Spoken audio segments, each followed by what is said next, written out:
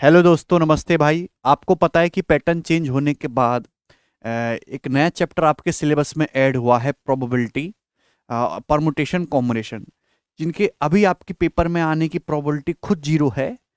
मतलब इसका सवाल जो है बहुत ही रेयर है आपसे एसएससी में पूछा जाए।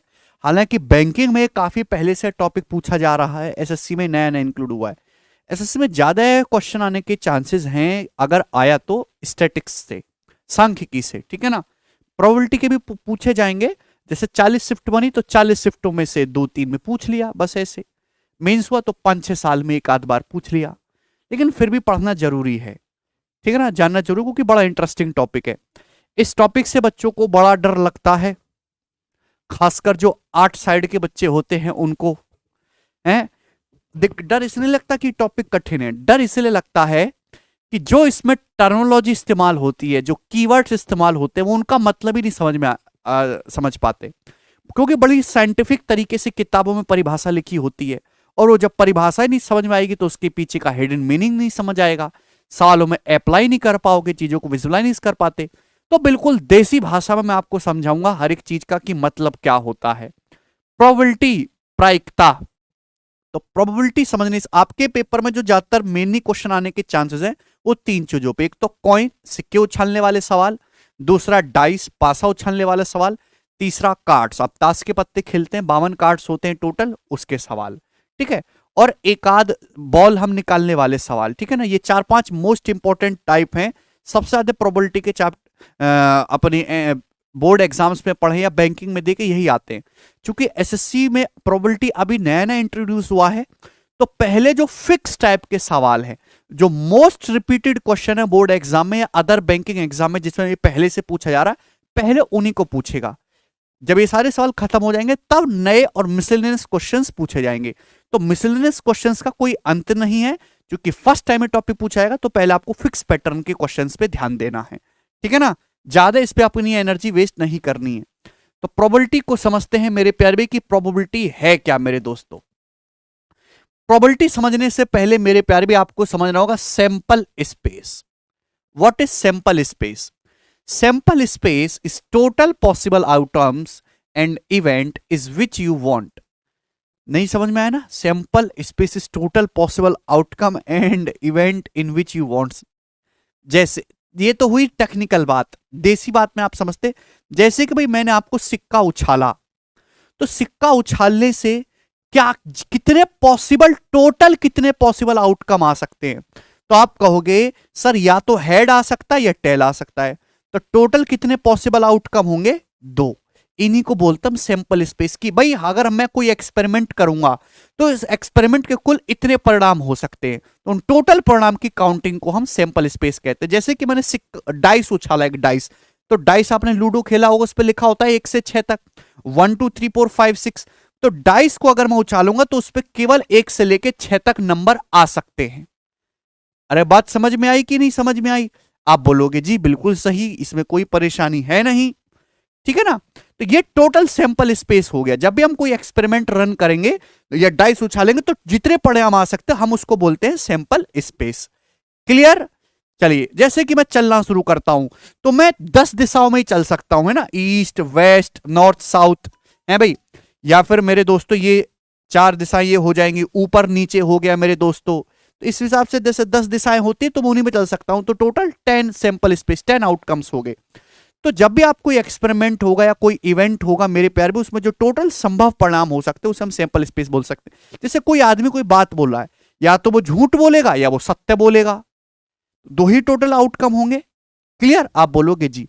अब प्रोबेबिलिटी का क्या मतलब है? प्रोबेबिलिटी का मतलब है मेरे प्यारे भाई, प्रोबेबिलिटी एक रेशियो है, एक अनुपात है, एनी अपॉन एनएस का। एनी क्या है? नंबर ऑफ फेवरेबल आउटकम्स, और एनएस क्या है? Number of total outcomes. कुल परिणामों की संख्या में से आपके फेवरेबल परिणाम कितने हैं उसी को हम प्रोबेबिलिटी या प्रायिकता कहते हैं। कुल आउटकम्स में से आपके फेवरेबल आउटकम्स कितने आते हैं उसी के रेशियो को हम प्रोबेबिलिटी कहते हैं। एग्जांपल के लिए, जैसे आप एक सिक्का उछालते हो, आप चाहते हो कि इसमें है कितना है, हेड आए, तो आप एक सिक्का उछालो तो कितने रिजल्ट आ सकते हैं टोटल? या तो हेड आएगा अभी मेरे दोस्तों, या फिर टेल आएगा, या तो हेड आएगा या टेल आएगा, तो टोटल 2 परिणाम होंगे। लेकिन आप चाहते हो कि अपन को हेड मिले, यानी कि मेरे दोस्तों आपका जो फेवरेबल आउटकम है वो कितना है, 1। यानी कि आपकी प्रोबेबिलिटी क्या होगी, 1/2, मतलब आप 2 बार सिक्का उछालो तो 1 चांसेस है कि आपका हेड आए। क्लियर है? आप बोलोगे जी बिल्कुल सही, बात समझ में आ गई। तो probability is a ratio nothing but number of favourable outcomes upon number of total outcomes. Clear हुआ? आप बोलोगे जी सर। ना अब आपको समझना है एक्सपेरिमेंट और ऑपरेशन में फर्क। An experiment in which all possible outcomes are known and the exact output can not be predicted in advance, tossing coins या रोलिंग डाइस। एक्सपेरिमेंट होता है जिसमें हमें पता है कि पॉसिबल आउटकम्स क्या क्या हो सकते हैं, लेकिन हमें यह नहीं पता कि एग्जैक्ट आउटपुट आएगा क्या। एक्सपेरिमेंट का मतलब है प्रयोग। जैसे कि मैं एक पासा उछालता हूं, डाइस उछालता हूं, तो मुझे पता है कि केवल 6 ही नंबर आ सकते हैं, 1 2 3 4 5 6। तो मुझे जो टोटल आउटकम है वो मुझे पता है कि भाई 1 से लेके 6 तक ही आएगा। लेकिन सिक्का उछालने पर आएगा क्या, 1 आएगा या 2 आएगा, 3 आएगा, वो हमें एग्जैक्ट आउटपुट नहीं पता, लेकिन टोटल आउटपुट पता है, तो उसे हम बोलते हैं एक्सपेरिमेंट। ऑपरेशन क्या है? An operation can be produce some well defined outcome. Operation में मेरे दोस्तों एक्सपेरिमेंट और ऑपरेशन में फर्क है। एक्सपेरिमेंट में मेरे दोस्तों आपको टोटल आउटकम पता है, लेकिन कौन सा आउटकम निकल के आएगा उस एक्सपेरिमेंट को करने पर उसकी जानकारी नहीं है। ऑपरेशन में वेल डिफाइंड मेरे दोस्तों आउटकम होंगे। ठीक है ना? जैसे कि एग्जांपल के लिए कि भैया आप एक डॉक्टर है, आप किसी आदमी की किडनी निकालें तो फिक्स है, यू आर निकालिंग किडनी, आप किडनी निकालें ऐसा नहीं उसका दांत निकल आएगा, तो ऑलरेडी फिक्स है इसमें सब कुछ।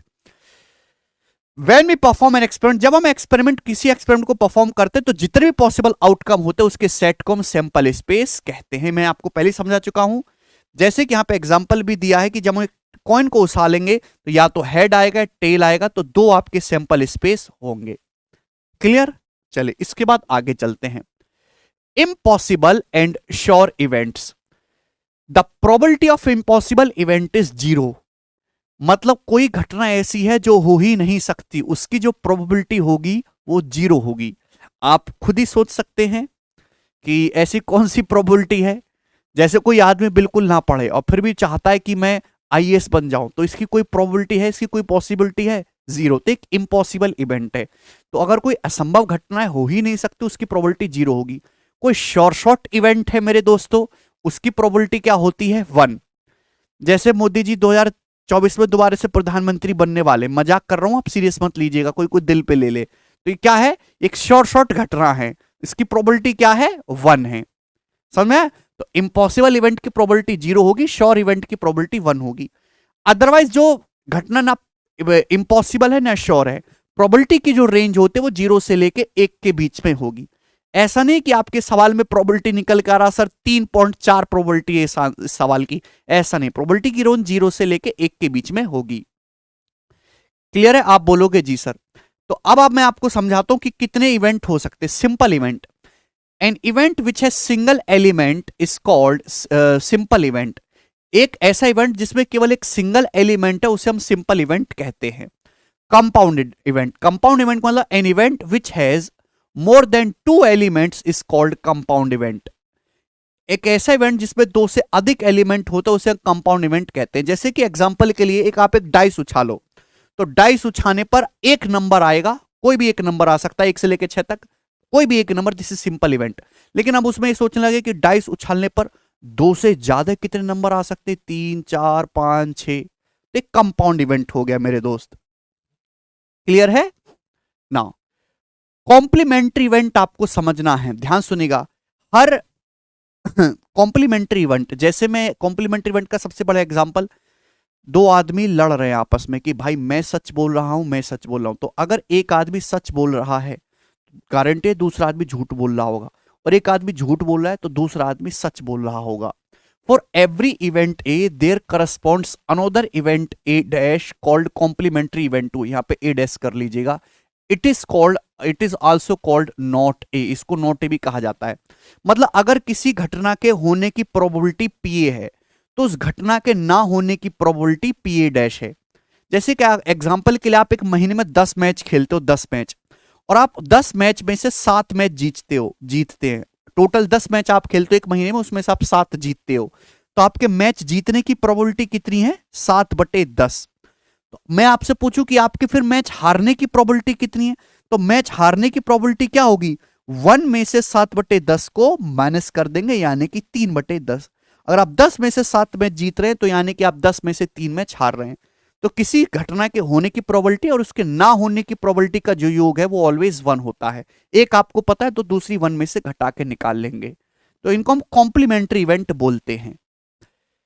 दूसरी बात, mutually exclusive event. In general, two events A and B are called mutually exclusive event if they the occurrence of any one of them exclude the occurrence of other event। Mutually exclusive events का मतलब है कि अगर कोई एक घटना हो गई तो दूसरी नहीं होगी। आमतौर पर दो घटनाएं ए और बी परस्पर कहलाती है, तो उनमें से किसी एक के घटित होने पर दूसरी घटना का घटित होना शामिल नहीं है। बात समझ में आई? जैसे कि क्रिकेट का मैच चल रहा है, आपने चौका मार दिया इसका मतलब छक्का नहीं लगा है, और आपने छक्का मार दिया इसका मतलब चौका नहीं लगा है। तो म्यूचुअली एक्सक्लूसिव इवेंट है। One is happening then other one is not happening, one is disturbing the other. Clear है? यानी कि उन दोनों के एक साथ होने की जो प्रोबेबिलिटी है वो 0 है, वो दो घटना एक साथ नहीं हो सकती। क्लियर है? आप बोलोगे जी इस बात समझ में आई, यस और no? Very good. Exhaustive event, E1 E2 E3 dot dot बहुत सारे इवेंट है, उनको एग्जॉस्टिव इवेंट कहते हैं। If at least one of them necessary occurs whenever the experiment is performed. देखिए, हम कोई एक्सपेरिमेंट परफॉर्म करते हैं मेरे प्यारे भाई, और उसमें बहुत सारे इवेंट होते हैं, प्रयोग की जाने पर उनमें कम से कम एक जरूर होगा, तो हम उसे क्या बोलते हैं, एग्जॉस्टिव इवेंट बोलते हैं। जैसे कि एग्जांपल के लिए आप एक डाइस उछालते हो, तो उसमें 1 से लेके 6 तक कुछ भी आ सकता है, तो कम से कम एक नंबर कोई ना कोई तो जरूर आएगा 1 से 6 तक। तो ये एग्जॉस्टिव इवेंट है मेरे प्यारे, क्योंकि उनमें कम से कम एक तो अवश्य ही होगा। ऐसा नहीं कि कुछ हो ही ना, कि डाइस हवा में एलियन खा जाए, ऐसा नहीं होगा। ठीक है ना? इंडिपेंडेंट इवेंट सबसे इंपॉर्टेंट यही है, इंडिपेंडेंट इवेंट मतलब कोई एक घटना दूसरी घटना को प्रभावित नहीं करती, उनको हम इंडिपेंडेंट इवेंट बोलते हैं। One event is not related to other event, then it is called independent event.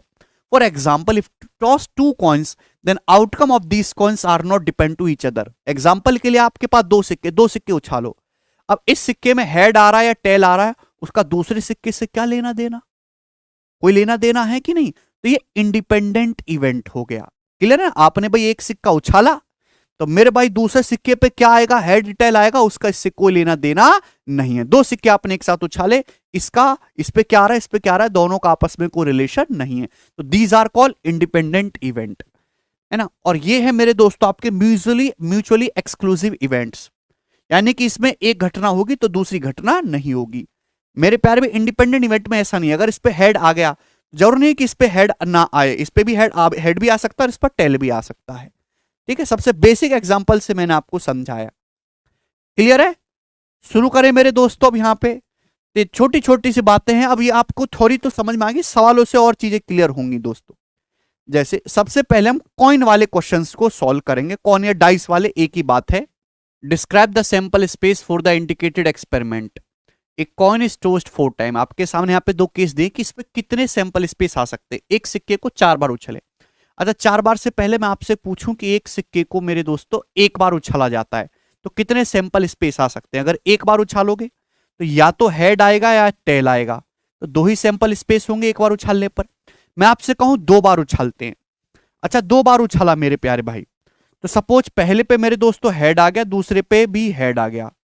पहले पे हेड आ गया मेरे दोस्तों, दूसरे पे टेल आ गया। पहले पे टेल आ गया, दूसरे पे भी टेल आ गया। पहले पे टेल आ गया, दूसरे पे भी हेड आ गया। तो कितने हो गए मेरे दोस्तों? 2 की पावर 2, 4 सैंपल स्पेस हो गए। समझ पा रहे हैं? मैं आपसे कहता हूं कि एक सिक्के को आपने 3 बार उछाला तो कितने सैंपल स्पेस आ सकते हैं अगर आप 3 बार उछालोगे? तो ध्यान सुनिएगा, पहले पे हेड आ गया, दूसरे पे भी हेड आ गया मेरे दोस्तों, तीसरे पे भी हेड आ गया। पहले पे हेड आ गया, दूसरे पे हेड आ गया, तीसरे पे टेल आ गया। अब पहले पे हेड आ गया मेरे दोस्तों, दूसरे पे टेल आ गया और तीसरे पे हेड आ गया। यही है। अब यहां पे पहले पे हेड आ गया, दूसरे पे टेल आ गया और तीसरे पे भी टेल आ गया। इसके अलावा तो और कुछ नहीं है। यही है, आगे पीछे ही कर सकते। अब पहले पे टेल आ गया मेरे दोस्तों, दूसरे पर भी टेल ले लेते हैं, तीसरे पर भी टेल ले लेते हैं। ठीक है भाई, या फिर पहले पे टेल ले लेते हैं, दूसरे पे मेरे दोस्तों हेड ले लेते हैं, तीसरे पे भी हेड ले लेते हैं। पहले पे टेल कर लेते हैं, दूसरे पे हेड आ गया, तीसरे पे भी टेल आ गया। इस पे टेल आ गया मेरे दोस्तों, अब इस पे टेल आ गया, इस पे हेड आ गया। अब यहाँ पे टेल, इस पे भी टेल, इस पे भी टेल। इसके अलावा तो और कोई केस नहीं है। सारे पॉसिबल आउटकम देखेंगे, एक सिक्के को हमने 3 बार उछाला तो यही पॉसिबल आउटकम आ सकते हैं। तो कितने हुए मेरे दोस्तों, 2 की पावर 3। तो एक बार उछालने मेरे दोस्तों कितने सैंपल स्पेस आ सकते, 2। 2 बार उछालने कितने आ सकते, 4। जब 3 बार उछालने कितना आ सकते, 2 की पावर 3। इसी तरीके से अब देखो, हर चीज को ऐसे लिखना समझाना नहीं है। जब जब कोई ऐसी दिक्कत है तो छोटा एग्जांपल लेके कर लिया करो। अगर आप किसी कॉइन को 4 बार उछालेंगे तो कितने सैंपल आ सकते हैं, 2 की पावर 4 यानी कि 16, 16। यस और नो? आप बोलोगे हाँ जी सर, बिल्कुल सही। बात समझ में आ गई? क्लियर है ना? इसी तरीके से मैं आपसे कहूं, ए डाइस इज टॉस्ड 2 टाइम्स। एक सिक्के को 2 बार उछाला जाता है, तो आप मुझे बताओ कितने सैंपल स्पेस आ सकते हैं। अगर एक सिक्के को एक डाइस को एक ही बार उछालते हैं मेरे प्यारे भाई, तो कितने आ सकते हैं, 6। 1 2 3 4 5 6। अगर किसी डाइस को आप एक बार उछाल सकते हैं तो कितने सैंपल स्पेस आ सकते हैं, 6 की पावर 1। लेकिन एक डाइस को आपने 2 बार उछाला, फर्स्ट टाइम और सेकेंड टाइम। तो अब आप मुझे बताओ कितने सैंपल स्पेस आ सकते हैं। ध्यान सुनेगा मेरे प्यारे दोस्त, दिखाई दे रहा है? एक डाइस को 2 बार उछाला गया है, तो देखो पहली बार 1 आ गया, फिर दूसरी बार भी 1 आ गया। पहले 1 आ गया, फिर दूसरी बार 2 आ गया। पहले 1 आ गया, दूसरी फिर 3 आ गया। 1 आ गया, फिर उस पर 4 आ गया, फिर 1 आ गया, फिर 5 आ गया। 1 आ गया और फिर 6 आ गया। बात समझे? एक केस ये हो सकता है, अगर 2 आएगा, दूसरी बार में 1 आ गया, 2 आ गया, फिर 2 आ गया, फिर 2 आ गया, फिर 3 आ गया, फिर 2 आ गया, फिर 4 आ गया, फिर 2 आ गया, फिर 5 आ गया, फिर 2 आ गया, फिर 6 आ गया। तो इसी तरीके से सारे पॉसिबल केस हम चेक करेंगे। तो अगर हम एक डाइस को 2 बार उछालते हैं, एक बार उछालेंगे तो 6 की पावर 1 सैंपल स्पेस है। 2 बार उछालेंगे मेरे दोस्तों तो आप देख पा रहे हैं कॉम्बिनेशन। अब एक का, अगर हम 1 से शुरुआत करते हैं तो दूसरी में 1 से लेके 6 तक आ सकता है। सपोज पहले पे 2 आ गया तो दूसरी बार में 1 से 6 तक आ सकता है। सपोज पहले 3 आ गया, फिर दूसरी बार में 1 से 6 तक आ सकता है। 4 आ गया, फिर 1 से 6 तक आ सकता है। 2 बार उछालोगे तो कितने सैंपल आएंगे टोटल, 6 की पावर 2, 36 केस बन रहे हैं। यही बन सकते हैं। और अगर डाइस को मैं 3 बार उछालूंगा तो कितने सैंपल स्पेस बनेंगे, कितने केसेस आ सकते हैं, 6 की पावर 3, 216। अगर मैं 4 बार उछालूंगा एक डाइस को तो कितने सैंपल स्पेस बन सकते हैं, 6 की पावर 4, 1296। ये बात सभी को समझ में आई? आप बोलोगे जी सर। तो बड़ा बेसिक सा सवाल हमने पूछा, ये क्वेश्चन कभी डायरेक्ट नहीं आएगा मेरे दोस्तों, चाहे कितना भी वो, ये तो प्रोबेबिलिटी में इसका इस्तेमाल होगा, इसलिए आपको एक ऐसे एग्जांपल की तरह ले रहे हैं। एक डाइस को 2 बार उछाला जाता है तो कितने सैंपल स्पेस बनेंगे, टोटल 36 आउटकम्स बनेंगे। ठीक है, चलो अब समझते हैं मेरे प्यारे भाई। Describe the sample space for the experiment in which a coin is tossed and A dice is throne. आपसे पूछा है सैंपल स्पेस बताइए एक्सपेरिमेंट का, जब एक कॉइन को उछाला जाता है, एक डाइस को फेंका जाता है। तो मेरे दोस्तों आपने कॉइन को उछाला, तो एक कॉइन को उछालने से कितने सैंपल स्पेस बनेंगे, या तो हेड आएगा या टेल आएगा। अब मेरे दोस्त एक डाइस को उछाला, डाइस के उछालोगे तो कितने सैंपल स्पेस, 1 से लेके 6 तक 6 बनेंगे। तो आपने कॉइन और एक डाइस दोनों को उछाला है, तो टोटल कितने सैंपल स्पेस बनेंगे, 2 छिक्का 12, मल्टीप्लाई कर देते हैं। ये क्या है, इंडिपेंडेंट इवेंट है मेरे प्यारे भाई, एक का दूसरे से कोई लेना देना नहीं है। तो जब भी आपको टोटल सैंपल स्पेस निकालना है इंडिपेंडेंट इवेंट के केस में आपको मल्टीप्लाई कर देना है, तो टोटल 12 केस बनेंगे। बात समझ में आई? जैसे भी यहां पे हेड ले लिया, हेड मैंने, और यहां पे 1 से लेके 6 तक आ गया, आ गया हेड के साथ, हेड ले लिया मैंने, हेड आया और 1 से लेके 6 तक आ गया, 1 2 3 4 5 6। फिर टेल ले लिया, टेल पे 1 से लेके 6 तक आ गया, तो टोटल 12 केस हो गए कि नहीं? आप बोलोगे जी बिल्कुल 12 हो गए। नेक्स्ट सवाल नंबर 3 मेरे दोस्तों, ये समझिएगा। एक कॉइन, और ये जो है, ये मैंने बिल्कुल जो है, जो आपकी एनसीईआरटी है उसी उसमें से ही स्निप किए हैं ये सारे सवाल, ठीक है ना, क्योंकि वहीं से क्वेश्चन एग्जामिनर बनाएगा अभी शुरुआती लेवल पे। एक कॉइन इज टॉस्ड 3 टाइम्स, एक सिक्के को 3 बार उछाला जाता है। Find the probability of getting, probability ज्ञात करिए। अब देखो जैसे इसमें 5 सवाल हैं, एक सिक्के को 3 बार उछाला जाता है मेरे प्यारे भाई, एग्जैक्टली 1 हेड आने की कितनी प्रोबेबिलिटी है, मतलब एग्जैक्टली 1 हेड आएगा। तो अगर आप एक सिक्के को 3 बार उछालेंगे तो टोटल कितने सैंपल स्पेस होंगे मेरे दोस्तों, 8 8 होंगे। आप बोलोगे जी सर। अब एग्जैक्टली 1 हेड मेरे दोस्तों कितने केस में आएगा मेरे प्यारे भाई, जवाब देंगे। जैसे यहाँ पे सारा 3 का ये तो मैं पूरा लिख लेता हूं। जैसे हेड आ गया मेरे दोस्तों, और तीसरे पे भी हेड आ गया। पहले बार उछाला हेड आया, दूसरी बार उछाला हेड आया, तीसरी बार टेल आ गया। हेड आ गया, ये टेल आ गया मेरे दोस्तों, फिर हेड आ गया। हेड आ गया, फिर ये टेल आ गया, फिर ये टेल आ गया। अब टेल आ गया मेरे दोस्तों, ये हेड आ गया, ये हेड आ गया। अब टेल आ गया मेरे दोस्त, हेड आ गया, ये टेल आ गया। ये टेल आ गया मेरे दोस्त, ये टेल आ गया, ये हेड आ गया। अब ये टेल आ गया, ये टेल आ गया मेरे दोस्त, ये टेल आ गया। आप बोलोगे जी सर बिल्कुल सही बात समझ में आई। तो आपसे पूछा है 3 बार उछाला जाता है तो टोटल सैंपल स्पेस तो 8 बनेंगे। एग्जैक्टली हेड आने के कितने केस हैं? तो एग्जैक्टली 1 हेड। तो बताओ एग्जैक्टली 1 हेड यहां पे कितने केसेस में आ रहा है? एग्जैक्टली 1 हेड, एक और एक 2, और मेरे दोस्तों यहां पे एक तो यहां पे एग्जैक्ट 1 हेड है, एक यहां पे है, और मेरे दोस्तों एक यहां पे है। 3 केसेस में, यहां यहां यहां, यानी कि 3/8। ये सवाल का आंसर है, बी ऑप्शन यहां पर करेक्ट है। बात समझ में आई कि नहीं समझ में आई? बोलो क्लियर। देखो ये मैंने आपको बेसिक से समझाया मेरे दोस्तों, 3/8।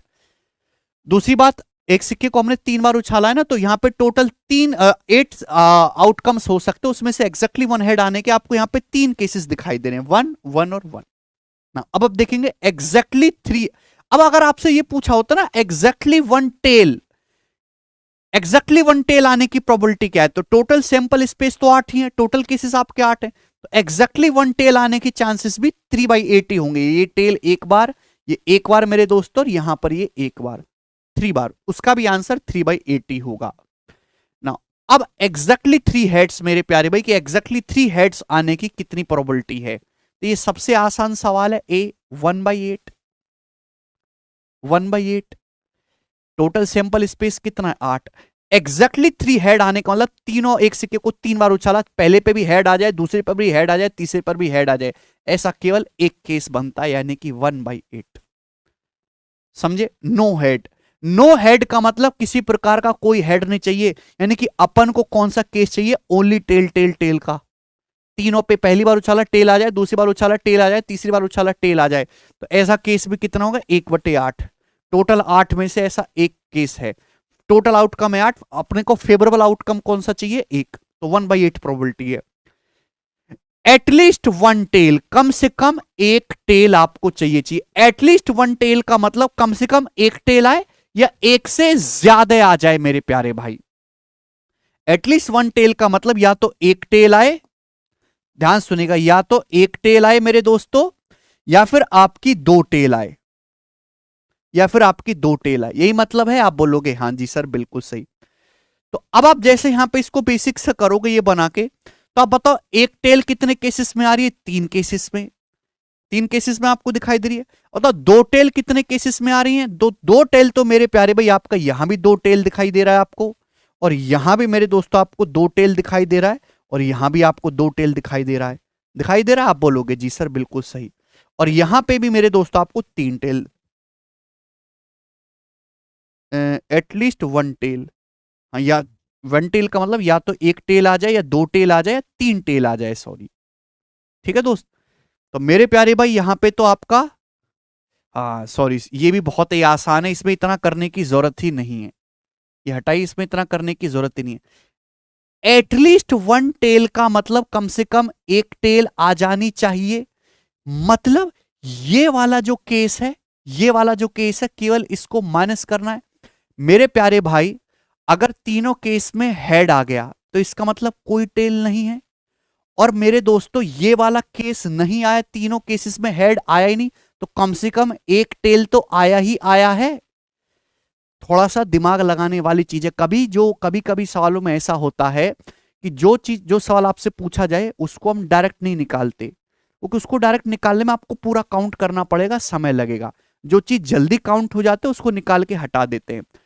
एटलीस्ट 1 टेल मेरे दोस्तों आपको चाहिए। एटलीस्ट 1 टेल का मतलब कम से कम एक जगह तो टेल आनी चाहिए। अब मेरे दोस्तों अगर तीनों ही जगह हेड आ जाता है, तीनों ही, इसका मतलब है 1 में से एक भी टेल ना आने की प्रोबेबिलिटी को आप घटा दीजिए। अगर एक तीनों ही जगह हेड आ जाता है इसका मतलब कोई टेल नहीं आया। तो अगर मैं इस केस को माइनस कर देता हूं तो यानी कि कहीं ना कहीं तो टेल आया है। आप बोलोगे हाँ जी सर। तो 1 माइनस 1/8, तो मेरे दोस्तों कितना आ जाएगा ये आपका एटलीस्ट 1 टेल।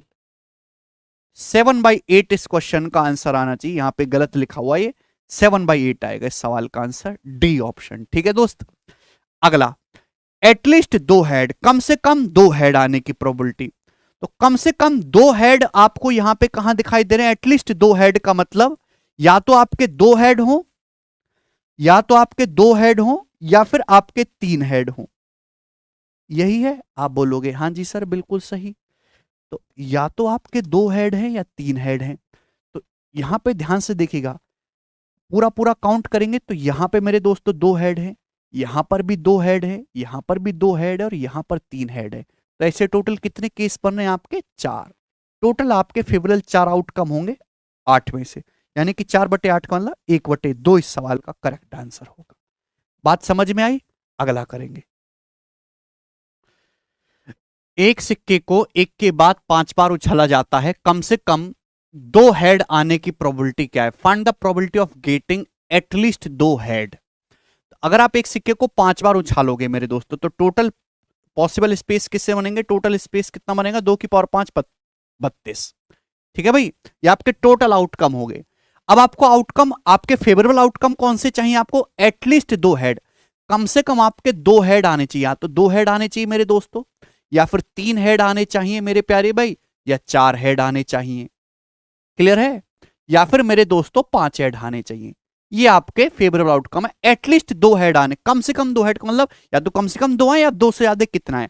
अब सिक्के को आपने 5 बार उछाला है, तो 5 से ज्यादा थोड़ा ना हेड आएगा भाई। मैक्सिमम पॉसिबल तो ये हो सकता है ना कि 5 बार उछालने पर 5 बार हेड आ जाए। आप बोलोगे जी ये आपको काउंट करना है, या तो मेरे दोस्तों आप इसको अलग अलग काउंट करिए मेरे प्यारे भाई। ठीक है दोस्त, या फिर मैं ऐसे भी तो कर सकता हूं कि भाई मेरे पास टोटल जो सैंपल स्पेस है वो 32 है।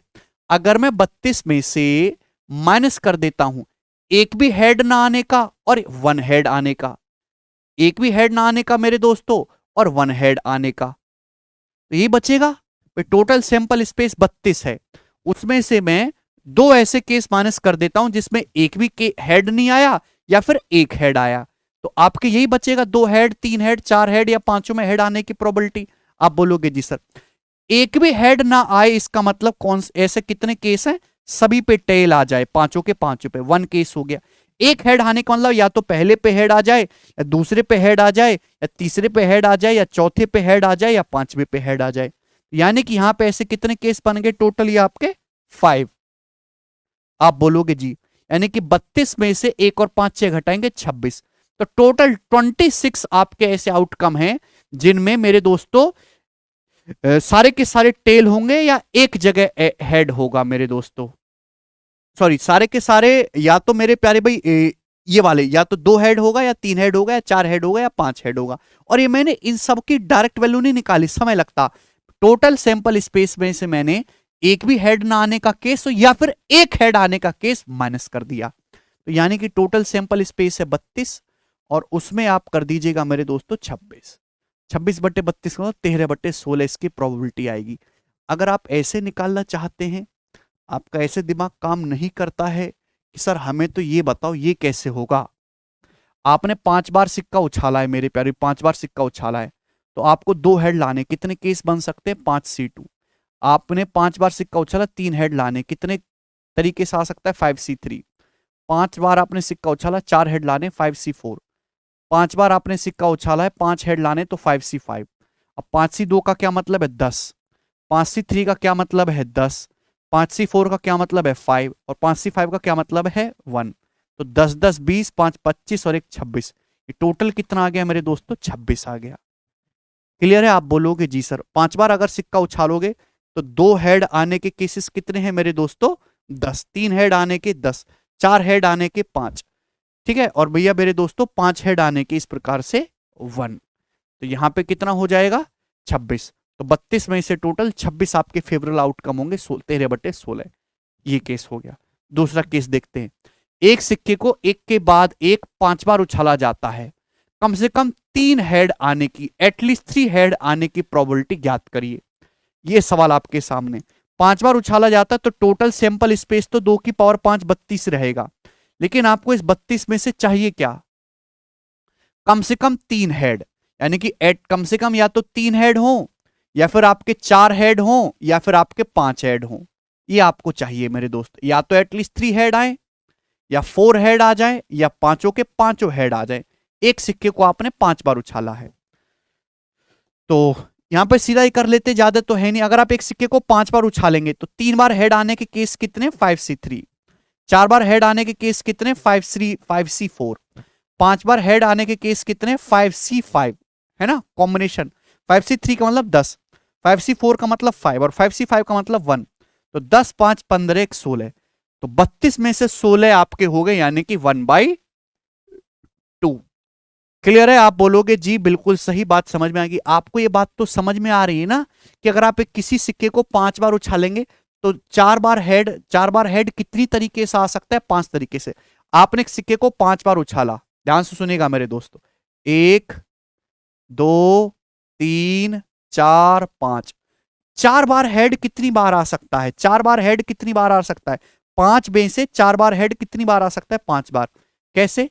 या तो मेरे दोस्तों शुरू के चारों पे हेड आ जाए, आप बोलोगे हाँ जी सर ये हो गया।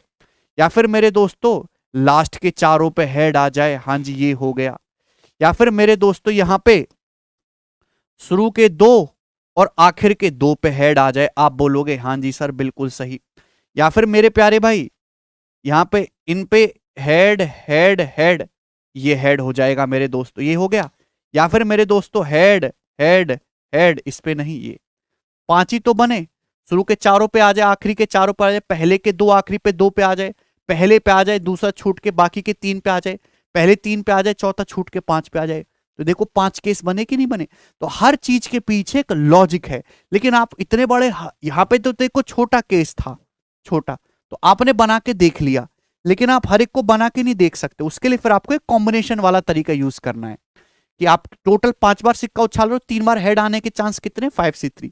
4 बार हेड आने के चांस कितने? 5C4। 5 बार हेड आने के चांस कितने? 5C5। ठीक है दोस्त।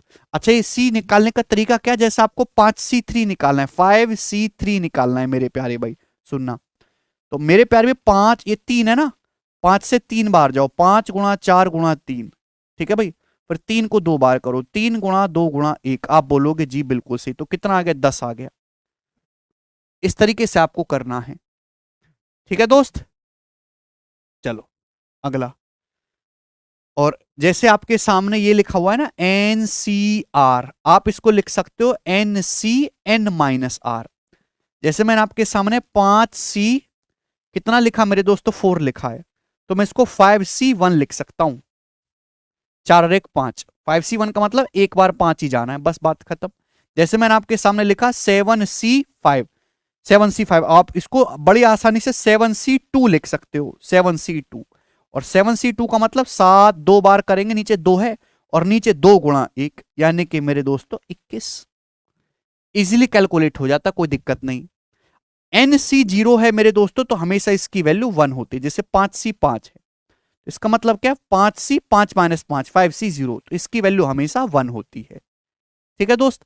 अब जैसे मैं आपसे पूछे लगूं कि बताओ इसकी वैल्यू बताओ, 9C6, अब समय लगेगा, लेकिन ऐसे लिख लो इसको 9C3, समय नहीं लगेगा। 3 बार है तो 9 8 7, 3 बार गए। फिर 3 गुणा 2 गुणा 1, ये हो गया मेरे प्यारे भाई।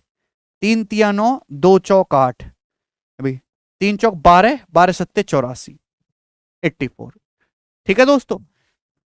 तो दिमाग लगाने वाला टॉपिक तो है ये थोड़ा सा, ये वाला देखो डाइस वाला है ना, ये हेड टेल में बस इतना ही ज्यादा नहीं बनेगा आपके एग्जाम में। एक डाइस को फेंका जाता है तो बताओ प्रोबेबिलिटी क्या क्या होगी। डाइस को जब फेंकते हैं मेरे दोस्तों, एक डाइस को फेंक रहे तो टोटल स्पेस आउटकम कितने होंगे?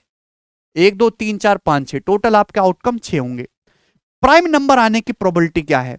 तो बताओ प्राइम नंबर कौन कौन से होते हैं? टोटल स्पेस तो 6 ही है मेरे प्यारे भाई, टोटल आउटकम। प्राइम नंबर है जो या तो 1 से कटे या खुद से कटे, 2 प्राइम नंबर है, 3 प्राइम नंबर है, 5 प्राइम नंबर है, 1 नाइदर प्राइम नॉर कंपोजिट। तो यानी कि 3 आपके केसेस हैं टोटल, 3/6 का मतलब 1/2 इसका आंसर आ जाएगा। आसान सवाल है, वाकई में बता रहा हूं, यही SSC लेवल है, यही आएगा स्टार्टिंग में। ऑड नंबर आने के कितने केसेस हैं? तो भाई टोटल मेरे प्यारे भाई यहाँ पे 6 हैं सैंपल स्पेस, उसमें से 3 इवन है, 3 ऑड है, तो यानी कि 3/6, इसका आंसर भी 1/2 हो जाएगा। ठीक है ना, 3, 1, 3 और 5। एक कंपोजिट नंबर आने के कितने केस? कंपोजिट नंबर का मतलब जो प्राइम नहीं है, जिसके एटलीस्ट 3 फैक्टर हो, एटलीस्ट जिसके कम से कम 3 गुणनखंड हो। तो कंपोजिट नंबर कौन कौन से यहाँ पर? 4 और 6, बाकी की तो 2 ही गुणनखंड है ना। यानी कि मेरे दोस्तों टोटल 6 आउटकम होंगे, इसमें से कंपोजिट कितने आएंगे? 2, यानी कि 1/3 सवाल का आंसर होगा।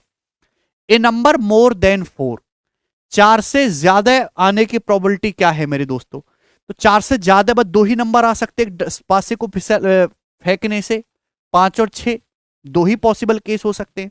तो टोटल सैंपल स्पेस 6 आएगा, 4 से ज्यादा नंबर आने के या तो 5 आएगा, 6 आएगा, 2 ही फेवरेबल आउटकम है, यानी कि 1/3। बताओ कर लोगे कि नहीं कर लेंगे आप? ये आसान सी बात थी। ए नंबर डिविजिबल बाई 3, आप एक डासे को उछालते हैं, सॉरी आप एक डाइस को पासे को उछालते तो 3 से विभाज्य संख्या आने के कितने प्रोबेबिलिटी है? तो जब भी आप एक डाइस को उछालोगे 1, 2, 3, 4, 5, 6 यही आएगा। तो 3 से डिविजिबल नंबर या तो 3 आ सकता है मेरे दोस्त, या 6 आ सकता है, 2 ही पॉसिबल केस है, यानी कि 2/6, 1/3 सवाल का आंसर आ जाएगा। ए नंबर नॉट डिविजिबल 5, एक संख्या जो 5 से डिविजिबल नहीं है। एक डासे को, सॉरी एक डाइस को जब आप उछालोगे तो प्रोबेबिलिटी क्या है एक ऐसा नंबर आने की जो 5 से डिविजिबल नहीं है? तो ये 5 से डिविजिबल नहीं है, इसका मतलब 1, 2, 3, 4, 5, 6 ये टोटल केस हो सकते हैं। 5 से डिविजिबल ये सारे ही नहीं है, यानी कि टोटल 6 में से 5 चांसेस हैं आपके आने के, 5/6 इसका आंसर हो जाएगा। देखो अब आपको इतना नहीं लिखने की जरूरत है, 5 से डिविजिबल नंबर आने का कितना चांस है? 5 से डिविजिबल नंबर तो खुद 5 ही आएगा ना, यानी कि 1/6। 5 से डिविजिबल ना आने का कितना चांस है? 1/1/6, 5/6। ये बताओ, फ्रॉम 1 to 1000, 1 से लेके 1000 तक, find the probability of getting a number not divisible by 7। अगर हम 1 से लेके 1000 तक, सपोज हमें कोई चीज या कोई कार्ड ही उठाते हैं, 1 से लेके 1000 तक उस पर नंबर लिखे हुए हैं, तो find the probability of getting a number not divisible by 7। 7 से डिविजिबल नंबर ना आने की कितनी प्रोबेबिलिटी है? तो आप मुझे बताओ, अगर मैं आपके सामने 1 से लेके नंबर लिखता हूं 1000 तक, 1, 2, 3, 4 डॉट डॉट डॉट डॉट हजार, इसमें ऐसे कितने नंबर हैं जो 7 से डिविजिबल है? बता दो कितने नंबर है जो 7 से डिविजिबल है 1 से लेके 1000 तक? तो 1000 को 7 से भाग दो, 1000 को 7 से भाग दो तो आपका जवाब होगा सर 7 एकम 7, 3 0 7 चौक 28, 7 एकम 7, 3 0 7 चौक 28, 2 0 7 दूनी 14, ये आएगा 142। यस और नो जवाब दे। 7 एकम 7, 3 0 7 चौक 28, 2 0 7 दूनी 14, यानी कि 1 से लेके 1000 तक हम नंबर लिखेंगे तो टोटल 142 ऐसे नंबर है जो 7 से डिविजिबल है। तो 7 से ना डिविजिबल होने वाले कितने नंबर हैं 1 से लेके 1000 तक में? तो आप कहोगे सर 1000 में से 142 को घटा दो, कितना आ जाता है? 858, 858, यानी कि टोटल 1000 नंबर्स हैं, उनमें से 858 नंबर ऐसे हैं जो 7 से डिविजिबल नहीं है। तो प्रोबेबिलिटी क्या आ जाएगी? 2 से कट जाएगा, 429/500। क्लियर? बात समझ में आई? आप बोलोगे हाँ जी सर समझ में आई। ए डाइस इज थ्रोन 3 टाइम्स, एक पासे को 3 बार फेंका जाता है। डिस्क्राइब द सैंपल स्पेस, 3 बार फेंकेंगे तो सैंपल स्पेस कितना आएगा? 216। एक बार फेंकने पर 6, 2 बार फेंकोगे गुणा 6, 3 बार फेंकोगे 216, 6 का क्यूब ना। अब मेरे दोस्तों यहां से समझने की कोशिश करते हैं 11 नंबर सवाल को। 2 डाइस और थ्रोन, 2 पासों को फेंका गया, find the possibility of getting, possibility मतलब प्रोबेबिलिटी ज्ञात करिए एक डबलेट आने की। ठीक है, डबलेट का क्या मतलब है कि जैसे 2 पासे फेंके गए, दोनों पे सेम नंबर आ जाए, जैसे कि 1 1 2 2 3 3। तो आप 2 पासे को अगर फेंकेंगे तो टोटल जो आउटकम है ना, वो कितने होंगे मेरे दोस्तों? 36 टोटल आउटकम होंगे। जैसे कि मैं आपको ये जो हमने यहाँ पे बनवाया है, इससे आपकी काफी चीजें क्लियर हो जाएंगी। इससे ध्यान से समझने की कोशिश करेगा। टोटल 36 होंगे 2 पासों को आप फेंकोगे, ये 36 केस बनेंगे। अब डबलेट मेरे दोस्तों यहाँ पे कितने आ सकते हैं? 1 1 2 2 3 3 4 4 5 5 6 6, यानी कि टोटल 6 ही आ सकते हैं मेरे प्यारे भी, और तो कुछ होगा नहीं। तो डबलेट आने की प्रोबेबिलिटी क्या है मेरे दोस्तों? 36 में से 6 पार्ट, यानी कि 1/6। क्लियर है? आप बोलोगे जी number on first dice is different from second one. पहले पासे पर दूसरे से अलग नंबर आए। इस बात का मतलब क्या है मेरे प्यारे, कि पहले पासे पर दूसरे से अलग नंबर आ रहा है, यानी कि दोनों पासों पे सेम नंबर नहीं आ रहा, यानी कि कोई डबलेट नहीं आ रहा। यानी कि इनडायरेक्टली वे में ये पूछा है कि डबलेट ना आने की प्रोबेबिलिटी क्या है। तो डबलेट आने के चांस है 1/6। तो डबलेट ना आने के चांस, दोनों ही डाइस पे अलग आने के चांस, अलग नंबर आने के चांस कितने हैं? 1 - 1/6, 5/6 आ जाएगा। थर्ड वाला, number on both the dice are even. दोनों ही डाइस पे इवन नंबर आने के कितने चांस है? देखो, आप इसको स्टेबल से भी कर सकते हैं और आप बेसिक से भी कर सकते हैं। दोनों ही डाइस पे इवन नंबर आने के क्या चांस है? देखिए, इवन तो मेरे दोस्तों ये होता है 2 4 6। आप बोलोगे जी सर है भी ये केस तो हम कंसीडर नहीं करेंगे 135 वाला। अब इसमें भी इवन कौन से होंगे मेरे दोस्तों? भाई ये 2 2 इवन आएगा, ये 2 4 इवन आएगा, 2 6 इवन आ जाएगा, ये 4 2 इवन आ जाएगा, 4 4 इवन आ जाएगा, 4 6 आ जाएगा। भाई ये 6 2 आ जाएगा, 6 4 आ जाएगा, 6 6 आ जाएगा। तो ये टोटल 9 केस बने कि नहीं बने? आप बोलोगे हाँ जी सर, टोटल जो है कहां गया, टोटल आपके पास 9 केस बनेंगे आउट ऑफ 36, यानी कि 1/4 प्रोबेबिलिटी है। ठीक है दोस्त, अब ध्यान से सुनिएगा मेरे प्यारे बच्चे। अब आपके पास वो टेबल तो है नहीं, होगी नहीं पेपर में। आपने एक डाइस फेंका और दूसरा डाइस फेंका, दोनों एक दूसरे के इंडिपेंडेंट इवेंट है, दोनों का एक दूसरे से कोई लेना देना नहीं है। तो दोनों ही डाइस पे इवन आने की प्रोबेबिलिटी क्या है? मल्टीप्लाई करना है। भाई पहले डाइस पे इवन आने की प्रोबेबिलिटी क्या है? पहले डाइस पे 1 2 3 4 5 6 कुछ भी आ सकता है, उसमें से इवन कितना है मेरे दोस्तों? 3 नंबर इवन है। तो पहले डाइस पे इवन आने की प्रोबेबिलिटी है 3/6। दूसरे डाइस पर भी इवन आने की प्रोबेबिलिटी 3/6 है। तो कितना आ गया? 1/2 गुणा 1/2 1/4। तो दोनों डाइस पे इवन आने की जो प्रोबेबिलिटी मल्टीप्लाई, अगर इंडिपेंडेंट इवेंट है तो ओवरऑल प्रोबेबिलिटी कैसे निकालेंगे? केवल उनकी मल्टीप्लाई कर दो। फोर्थ नंबर सवाल, सम मोर देन 10। आपने दोनों पासों को फेंका, उन पे जो सम है वो मोर देन 10, 10 से ज्यादा आने की प्रोबेबिलिटी क्या है? 10 से ज्यादा का मतलब या तो 11 आए मेरे प्यारे भाई या 12 आए। यही आप बोलोगे जी सर। तो 11 समतोकों की डाइस पे नंबर ही कुल 1 से लेके 6 तक होता है। तो 11 तो भाई दो ही तरीके से आ सकता है, पहले पे 5 आ जाए, दूसरे पे 6, या पहले पे 6 दूसरे 5, और तो 11 कभी आ ही नहीं सकता। 7 4 थोड़ा ना हो सकता है, क्योंकि डाइस पे नंबर ही 1 से 6 तक होता है। 12 तो एक ही तरीके से आ सकता है, पहले पे 6 दूसरे पे 6। तो यानी कि टोटल 36 आउटकम होंगे दो डाइस को फेंकने से, उसमें से 10 से ज्यादा समाने की पॉसिबिलिटी केवल 3 है। तो 3/36 कितना आ जाएगा? इसका आंसर 1/12। फिफ्थ केस, सम 9। दोनों डासों जो है पासों पे कितना आना चाहिए? डाइस पे सम 9। सम 9 कैसे आएगा मेरे प्यारे में? 9। तो कुछ बच्चा कहेंगे सर 1 और 8 9 आ जाएगा, ये पॉसिबल है क्या? डाइस पे तो नंबर होता ही नहीं 6 से ज्यादा है। 1 8 भी पॉसिबल नहीं है, 2 7 भी पॉसिबल नहीं है। पॉसिबल क्या है? 3 और 6, 3 6 9 हो जाएगा।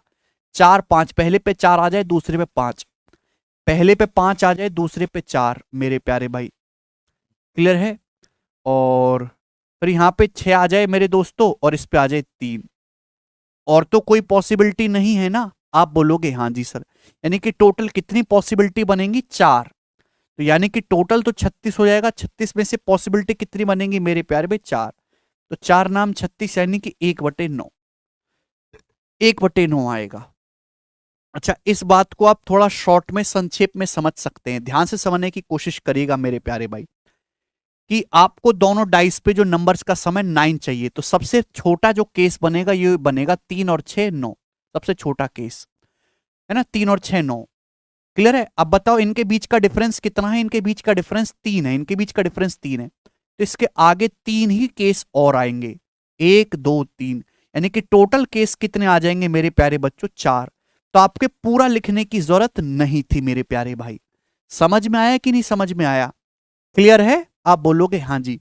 जैसे भाई सम आपको 9 चाहिए, तो भैया 9 चाहिए आपको, 3 और 6 9, तो भाई इनके बीच का मिनिमम वैल्यू है ना, मिनिमम नंबर ले लिया मैंने पहले पे, इनका बीच का गैप है 3, तो इसके आगे 3 ही केस और बनेंगे, यानी कि टोटल हो जाएंगे 4, तो 36 में से टोटल 4 1/9 आ जाएगा। अब जैसे ये वाला सवाल देखो, सम मोर देन 7, आपने 2 डाइस को फेंका, क्या प्रोबेबिलिटी है कि उन पे जो डाइस पे जो नंबर्स आ रहे हैं उनका सम मोर देन 7 रहे? मोर देन 7 का मतलब 8 भी हो सकता है मेरे प्यारे भाई, 9 भी हो सकता है, 10 भी हो सकता है, सम 11 भी हो सकता है, 12 भी हो सकता है। अब पहला केस देखते हैं मेरे दोस्तों, 8। अगर आप 8 को डिटेल में करोगे तो 8 कितनी तरीके से आ सकता है? 2 और 6 8, 3 और 5 8, 4 4 8, अभी मेरे दोस्तों उसके बाद 5 3 8, 6 2 8, तो 5 केस बनेंगे 8 आने के। अब आप हर एक को ऐसे चेक करोगे तो हो गया कल्याण आपका पेपर में। ये मिनिमम केस है भाई, यहां पे कितना गैप है मेरे दोस्तों? 4 का गैप है, तो इसके आगे 4 ही केस और होंगे, एक ये खुद है ही, तो यानी कि टोटल 5 केस। तो 8 आने के कितने केस हैं? 5। 9 आने के कितने केस हैं मेरे प्यारे भाई? तो आप यहां केवल 2 और 6 का गैप देखा करो, 4, 4 में एक एक्स्ट्रा जोड़ेंगे 5। 9, 9 का मेरे दोस्तों मिनिमम है 3 और 6, 3 और 6 का गैप है मेरे दोस्तों 3, 3 और 1 4। 10, 10 का मेरे दोस्तों क्या है मेरे प्यारे भी? 4 और 6 10, गैप कितना है? 2, तो 2 और 1 3 बच्चों, बात समझे? 11, 11 का मेरे दोस्तों 5 6, गैप कितना है? 1, 1 में एक ऐड करेंगे 2, देखो 1 1 कम होता जाए। 12 का तो एक ही केस है, 6 6 यानी कि 1, तो टोटल कितना हो गया? 2 और 1 3, 3 6 4 10 5 15, टोटल 15 आ गया मेरे दोस्तों। 15 केस बनेंगे, तो मेरे प्यारे भाई यहां पर सम टोटल 36 आउटकम्स है, उसमें से 15 आउटकम्स ऐसे होंगे जहां पे डाइस का सम 7 से ज्यादा हो जाएगा, 3 से चला जाएगा, 5/12 प्रोबेबिलिटी बनेगी। क्लियर हुई बात? Eighth, sum 8 when the number on first dice is greater than the number on second dice. आपसे पूछा है योग 8 जब पहले पासे की संख्या दूसरे पासे की संख्या से अधिक हो। ओके, सम 8 होना चाहिए जब पहले पासे की संख्या दूसरे से अधिक हो, यानी कि n1 ग्रेटर देन n2। तो सम 8 होने के मेरे प्यारे भाई कौन से केस है मेरे प्यारे भाई? अब पहले पासे पे ग्रेटर लेना है ना सेकंड से, तो आप लार्जेस्ट से शुरू करो, 6 और 2 मेरे प्यारे भाई, ठीक है। उसके बाद एक कम करते जाओ, ये 5 ये 3, अभी मेरे दोस्तों ये 4 और मेरे प्यारे भाई 4, इक्वल वाला केस हम ले सकते हैं। तो सम 8 when the number on first dice is greater then, हाँ ये 2 केस ले पाएंगे मेरे दोस्तों हम, और तो कोई केस ले नहीं सकते। 6 2 और 5 3, क्योंकि इक्वल वाला भी केस नहीं ले सकते मेरे दोस्तों, फिर उसके बाद हो जाएगा ये आपका 3 5, वो पॉसिबल नहीं है। तो ऐसे तो टोटल 2 ही केस हो पाएंगे, आउट ऑफ 36 कितना आ जाएगा मेरे प्यारे भी? 1/18 इसकी प्रोबेबिलिटी आएगी। क्लियर है? अगला करेंगे दोस्तों, यहां पर सवाल नंबर है 12। देखो डाइस वाले क्वेश्चन सारे एक जगह हैं, इसको बनाओ आप जी। 2 डाइस आर थ्रोन, 2 डाइस को फेंका जाता है, find the possibility of getting number on the second dice. तो दूसरे वाले डाइस पे नंबर आने की प्रोबेबिलिटी ज्ञात करिए। पहला सवाल है less than the number of first dice, पहले डाइस से कम नंबर आने की प्रोबेबिलिटी क्या है दूसरे डाइस पर? जवाब दो, है ना। दूसरे डाइस पर फर्स्ट नंबर से, फर्स्ट डाइस पे जो नंबर आ रहा है उससे कम आने की प्रोबेबिलिटी कितनी है? देखो ध्यान से समझने की कोशिश करना, ये आपके पास 2 डाइस को अगर फेंका जाए तो टोटल 36 आउटकम्स बनेंगे, 6 स्क्वायर। उसमें 6 केस तो मेरे प्यारे भाई ये ऐसे हैं डायगनली जिन पे दोनों पे इक्वल नंबर आ रहा है। क्लियर है? आप बोलोगे हाँ जी सर बिल्कुल सही। बचे 36 में से 6 केस में दोनों में इक्वल होगा, बचे 30। 30 में से आप देख लो चाहे यहां पे गिन के, आधे केस ऐसे होंगे जिनमें पहले पे ज्यादा नंबर आ रहा है, और आधे केस ऐसे होंगे जिनमें दूसरे में ज्यादा नंबर आ रहा है, दूसरे डाइस पे। देख लो यहां दूसरे पे ज्यादा नंबर है, यहां भी दूसरे पे ज्यादा नंबर है, यहां सॉरी यहां पहले पे ज्यादा नंबर है, यहां पहले पे ज्यादा नंबर है, यहां पहले पे ज्यादा नंबर है। कितना हो रहा है मेरे प्यारे भाई? 5 और 4 9 और 3 12, 12 हो गया मेरे दोस्तों। और उसके बाद पहले पे ज्यादा नंबर आपको देख रहा है ना, 5 4 9 3 12, 3 केस और होंगे। पहले पे ज्यादा, पहले पे ज्यादा,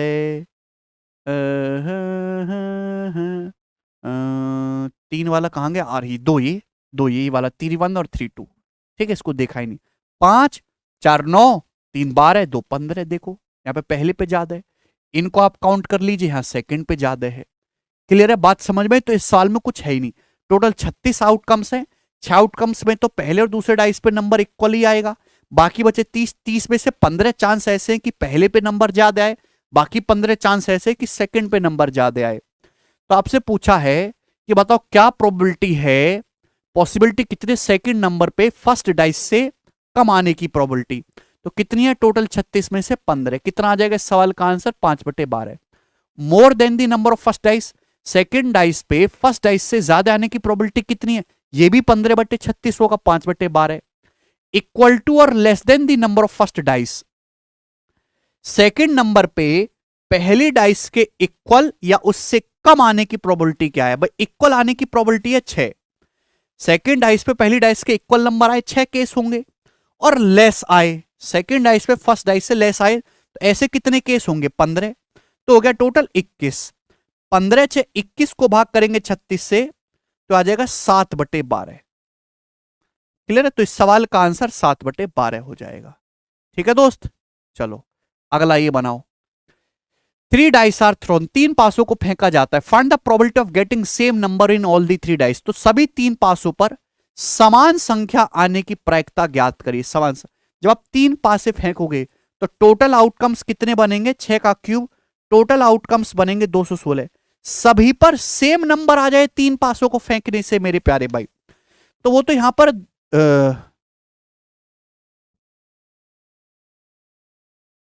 सभी पर सेम ही नंबर आ जाए। तो मेरे दोस्तों सभी पर सेम नंबर आ जाए, इसका मतलब है पहले पर यहां पर 6C1, दूसरे पर भी 6 में से सेम नंबर आ जाए और इसमें भी 6 नंबर आ जाए, यानी कि ये आपका 6C1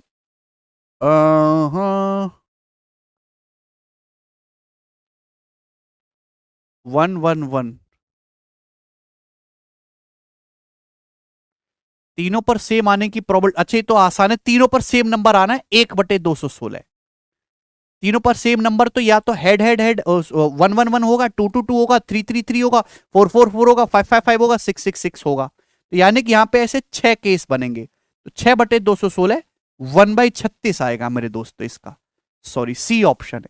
सेम नंबर है ना, या तो 111 आएगा, या 222 आएगा, या 333 आएगा, या 444 आएगा, 555 आएगा, या फिर यहाँ पे 666 हो जाएगा। तो इस प्रकार से टोटल 6 केस पॉसिबल है, और तो कोई पॉसिबल नहीं। टोटल आउटकम 216, 216 में से 6 केस पॉसिबल। चले भाई, प्रोबेबिलिटी का क्वेश्चन नंबर 12। 3 डाइस थ्रो किए जाते हैं, probability of getting prime number on the first dice, composite number on second dice and odd number of third dice. पहले पर अभाज्य संख्या, दूसरे पर एक कंपोजिट नंबर और तीसरे पर ऑड नंबर आने की प्रोबेबिलिटी क्या है? देखो तीनों जो घटनाएं हैं वो इंडिपेंडेंट है ना, 3 इवेंट किए जा रहे हैं, 3 पासे फेंके जा रहे हैं। आपसे प्रोबेबिलिटी पूछिए जो पहले पर ऑड, पहले पर एक प्राइम नंबर आए, दूसरे पर कंपोजिट, तीसरे पर ऑड। तो इंडिपेंडेंट इवेंट में आपको प्रोबेबिलिटी निकालने तो क्या करना होता है? सीधा सीधा मल्टीप्लाई करना होता है। बताओ ऑड नंबर, भाई अगर आप पहला डाइस थ्रो करेंगे तो ऑड नंबर कौन कौन से हो सकते हैं? या तो 2 होगा मेरे दोस्तों, या 5 होगा, या फिर 3 होगा, यही आ सकते हैं। यानी कि प्रोबेबिलिटी क्या होगी? टोटल 6, 1 से लेके 6 तक नंबर आ सकता है। इसमें से आपके प्राइम कितने होंगे? 3 नंबर आपके प्राइम होंगे, 2 भी एक प्राइम नंबर है। दूसरे पर आपको चाहिए कंपोजिट नंबर, एक ना तो प्राइम होता है ना ही कंपोजिट। तो कंपोजिट नंबर कौन कौन से होंगे आपके? 4 और 6। क्योंकि जब दूसरा डाइस थ्रो करोगे तो 6 में से आपके टोटल 2 कॉम्बिनेशन ऐसे हैं जहां पे आपको कंपोजिट देखने को मिलेगा। तीसरे पर ऑड, ऑड क्या होता है मेरे दोस्तों? 1, 3 और 5, यानी कि टोटल 6 में से मेरे दोस्तों ऑड आने की संभावना क्या है? 3। तो मेरे दोस्तों जब आप इसको देखोगे तो कितना आएगा? ये अभी ये 3 दूनी 6 मेरे दोस्तों, 2 से 2 आपका कैंसिल आउट हो जाएगा, 3 दूनी 6, यानी कि 1/12। तो 1/12 इस क्वेश्चन का आंसर है, जो कि ऑप्शन नंबर ए है। आसान सा सवाल था ये, ठीक भाई। पहले सीट में नंबरिंग थोड़ी आगे पीछे हो गई थी, कट गई थी, मैंने नंबरिंग को ठीक कर दिया है। चलो, 2 डाइस फेंके जाते हैं एक साथ, what the probability that the sum of the numbers on the two faces divided by 4 और 6, क्या प्रोबेबिलिटी है कि दोनों फेसेस पर जो सम आएगा मेरे प्यारे भाई वो 4 से डिवाइड होगा, but the sum of the number on the two faces is divided by 4 और 6। बताओ, अगर दो डाइस फेंके जाते हैं तो टोटल मेरे दोस्तों 36 होंगे, टोटल केसेस 36 होंगे। आप बोलोगे हाँ जी सर बिल्कुल सही, 6 इंटू 6। अब आपको चाहिए कि दोनों फेसेस पर जो संख्याओं का वो सम है वो 4 या 6 से डिविजिबल हो। 4 या 6 से डिविजिबल होने का मतलब है मेरे दोस्तों या तो 4 हो सकता है सम, या फिर 8 हो सकता है, या फिर सम 6 हो सकता है मेरे दोस्तों, या फिर सम 12 हो सकता है दोनों फेसेस पे। यही तो मतलब हुआ है भाई, दोनों फेसेस पे जो नंबर सारे उनका सम 4 या 6 से डिविजिबल होना चाहिए। 4 हो या फिर 8 या फिर 6 है या 12, 18 तो हो नहीं सकता क्योंकि नंबर ही डाइस पे 1 से लेके 6 तक होते हैं। तो आप मुझे बताओ 4 सम 4 कितनी तरीके से आ सकता है, या तो 1 3 4 होगा मेरे दोस्तों, या फिर 3 1 आ जाएगा 4 हो जाएगा, या फिर मेरे दोस्तों 2 2 4 हो जाएगा। इसके अलावा और कोई 4 होने के चांसेस हैं नहीं, इसके अलावा तो चांसेस ही नहीं है। अब मुझे बताओ 8 8 कितने तरीके से हो सकता है, तो आप कहोगे सर या तो 6 2 8 हो जाएगा, या 2 6 8 हो जाएगा मेरे दोस्तों, समझना, या फिर 5 3 8 हो जाएगा, या 3 5 8 हो जाएगा। मैं आपको बिल्कुल डिटेल में लिख के बता रहा हूं, या फिर मेरे दोस्तों 4 4 8 हो जाएगा। इसके अलावा तो 8 होगा ही नहीं। आप बोलोगे हाँ जी सर। अब सम 6 कितनी तरीके से बन सकता है, तो 5 1 6 हो जाएगा, या फिर 1 5 6 हो जाएगा, या फिर 2 4 6 हो जाएगा मेरे दोस्तों, या 4 2 6 हो जाएगा, या 3 3 हो जाएगा। इसके अलावा तो बनेगा ही नहीं। आप बोलोगे हाँ जी सर यही रहेगा केस तो। और 12 सम 12 तो एक ही तरीके से हो सकता है कि 6 6 आए, एक केस हुए। तो आप बताओ कितने हैं ये 5 ये हैं, 5 ये 10, और 10 और 4 हो गया 14, यानी कि 14 मेरे दोस्तों आपके टोटल फेवरेबल आउटकम्स हैं। टोटल आउटकम्स 36 होंगे जिसमें से आपके फेवरेबल 14 है। तो यानी कि प्रोबेबिलिटी कितनी होगी, 7/18 सवाल का आंसर होगा। वेरी वेरी इजी क्वेश्चन है मेरे दोस्तों, लेकिन इनमें सोचना आपको पड़ता है। दो डाइस जो वो टॉस किए जाते हैं, उछाले जाते हैं। The probability that the total score is a prime number, ये वाला सवाल काफी आता है ना। इसमें जहां सम की बात कर देता है क्योंकि इसमें आपको लॉजिकली लिख के चेक करना पड़ता है। क्या प्रोबेबिलिटी है कि टोटल स्कोर एक प्राइम नंबर हो। प्राइम नंबर का मतलब टोटल स्कोर या तो 2 हो मेरे दोस्तों, या आपका 3 हो अभी, या फिर मेरे दोस्तों आपका टोटल स्कोर 5 हो अभी, या फिर टोटल स्कोर आपका 7 हो, या फिर टोटल स्कोर आपका 11 हो। इसके अलावा तो प्राइम नंबर कोई होता नहीं। अब दो तो मेरे दोस्तों एक ही तरीके ऐसा आ सकता है 1 1, यही बात है। आप बोलोगे हाँ जी सर बिल्कुल सही। दूसरा 3 3 तो मेरे दोस्तों या तो 1 2 हो जाएगा या 2 1 हो जाएगा। क्लियर है। आप बोलोगे हाँ जी सर 1 2 या 2 1। अभी 5 5 तो ऐसे ही आ सकता है, या तो 4 1 होगा या 4 1 होगा, या फिर मेरे दोस्तों 2 3 होगा और 3 2 होगा, लिखने की जरूरत नहीं है। 7 7 क्या, या तो 6 1 होगा या 1 6 होगा, या 3 4 होगा या 4 3 होगा, या 5 2 होगा या 2 5 होगा। 11 11 का मतलब या तो 6 5 होगा या 5 6 होगा, और तो कैसे 11 बनेगा नहीं। 7 4 11 थोड़ा ना हो सकता है, डाइस पे तो 6 से ज्यादा होता ही नहीं है। तो टोटल आपके आउटकम्स बनेंगे 36, इसमें से आपके काम के कितने, 1 और 2 3, और ये 4 7, और 7 और ये 6 मेरे दोस्तों कितना हो जाएगा आपका 13, और ये 2 हो गए आपके 15। तो 36 में से 15 आउटकम आपके काम के 3 से चला जाएगा, तो 5/12 इसकी प्रोबेबिलिटी आएगी, ए ऑप्शन। बोलो है ना मजेदार सवाल है भाई, जवाब दो यस और नो। क्लियर है, ये बात सभी लोगों को समझ में आई है। तो इस तरीके से क्वेश्चंस बहुत बनते हैं। अब जैसे यहां पे मैंने आपको प्राइम नंबर का करवा दिया कि टोटल सम होना चाहिए, हो सकता है आपके पेपर में सवाल आए कि यहां पे प्राइम की जगह कंपोजिट कर दे, इतना ही चेंज आएगा। आपका लॉजिक क्लियर हो जाना चाहिए। भी बताओ 3 डाइस थ्रो किए जाते हैं, ए अपीयर होता है फर्स्ट डाइस पे, बी अपीयर होता है सेकंड डाइस पे, सी अपीयर होता है थर्ड डाइस पे। तो आप बताओ प्रोबेबिलिटी क्या है A less than B less than C आने की। पहले डाइस पर ए आता है, दूसरे डाइस पर बी आता है, तीसरे डाइस पर सी आता है। A less than B less than C आने की प्रोबेबिलिटी क्या है। तो मेरे दोस्तों ध्यान से सुनेगा, ए पर एक से ज्यादा है मेरे दोस्तों, ध्यान से सुनेगा। ए ये बहुत ही अच्छा सवाल है। देखो डाइस पे जो नंबरिंग हो सकती है वो 1 से लेके 6 तक हो सकती है, ठीक है ना। अब ए से ज्यादा आना चाहिए बी पर, बी से ज्यादा आना चाहिए सी पर। तो अगर मेरे प्यारे भाई ध्यान से सुनिएगा मेरे दोस्त, सी पर मैं क्या रख सकता हूं, ए पर क्या रख सकता हूं, बी पर क्या रख सकता हूं, लॉजिकली आप मुझे सोच के बताओ। ए पर मैं केवल नंबर 1 से लेके 4 तक ही जा सकते हैं। अब आप बोलोगे सर ऐसा क्यों, 5 क्यों नहीं रख सकते आप ए पर? ए पर आप ना 5 रख सकते हो ना 6 रख सकते हो, कि अगर आपने ए पर 5 या 6 रख दिया तो फिर बी पे क्या रखोगे, बी पर क्या आएगा? भाई डाइस पे तो ये नंबर 1 से 6 तक ही होता है। अगर आपने बी पे ही ए पे ही 5 रख दिया तो बी पे 6 रखोगे, सी पे क्या रखोगे? और आपने ए पे ही 6 रख दिया तो बी पे क्या रखोगे, सी पे क्या रखोगे? यानी कि मेरे दोस्तों ए पर जो नंबर है वो 1 से लेके 4 तक आएगा, और बी पे जो नंबर है मेरे प्यारे भाई वो 200 लेके 5 तक आएगा।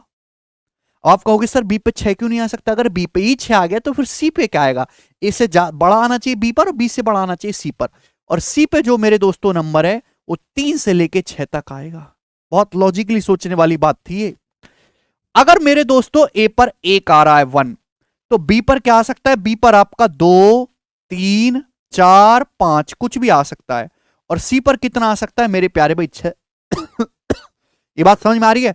अगर ए पर 2 आ गया तो बी पर 3, 4, 5 इसमें से कुछ भी आ सकता है। आप बोलोगे हां जी सर बिल्कुल सही। और सी पर कितना आएगा मेरे दोस्तों यहां पर? अच्छा, अगर आपने ए पर 1 रख लिया तो बी पे 2, 3, 4, 5 कुछ भी आ सकता है। सी पर कितना आएगा भाई? 2 से ज्यादा तो 3 होता है ना, 3, 4, 5 और 6 ये आ जाएगा। अगर बी पे 3 आ रहा है तो सी पे 4 ले लो, अगर बी पे 4 आ रहा है तो सी पे 5 ले लो। अगर ए पे 2 आ रहा है तो बी पे 3, 4, 5 आएगा, सी पे क्या आएगा? एक एक्स्ट्रा ले लेते हैं, 4, 5, 6 ये होगा। आप बोलोगे हां जी सर बिल्कुल सही, कोई प्रॉब्लम नहीं है। अगर आप ए पे मेरे दोस्तों 3 लेते हो तो बी पे क्या आएगा मेरे दोस्तों? 4 या 5। तो सी पे क्या आना चाहिए फिर? 5 आना चाहिए या 6 आना चाहिए? आप बोलोगे हां जी सर बिल्कुल सही।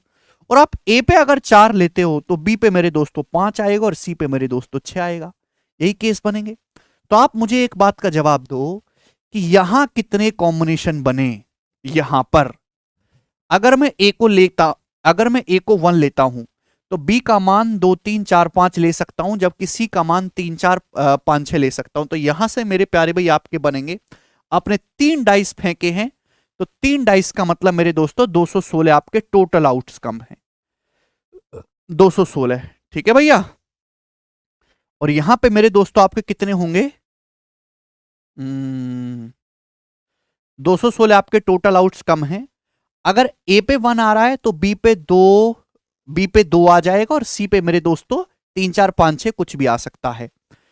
अगर ए पे 1 है तो बी पे 3 आ जाएगा, यहां पे 4, 5, 6 कुछ भी आ सकता है। मतलब 4, 3, 7, 2, 9 और 1, 10, 10 आउटकम हो गए यहां पे। नहीं समझे बेटा? थोड़ा ना दिमाग लगाने वाली चीज है, मजाक नहीं है। अगर आप ए पे 1 लोगे तो मेरे दोस्तों बी पे आपको लेना पड़ेगा फिर 2, 3, 4, 5, 6 इनमें से कुछ भी ले सकते हो, सॉरी 5, 2, 3, 4, 5 तक। अगर आपने बी पे 2 ले लिया तो सी पे मेरे दोस्तों 3, 4, 5, 6 कितनी भी ले सकते हो।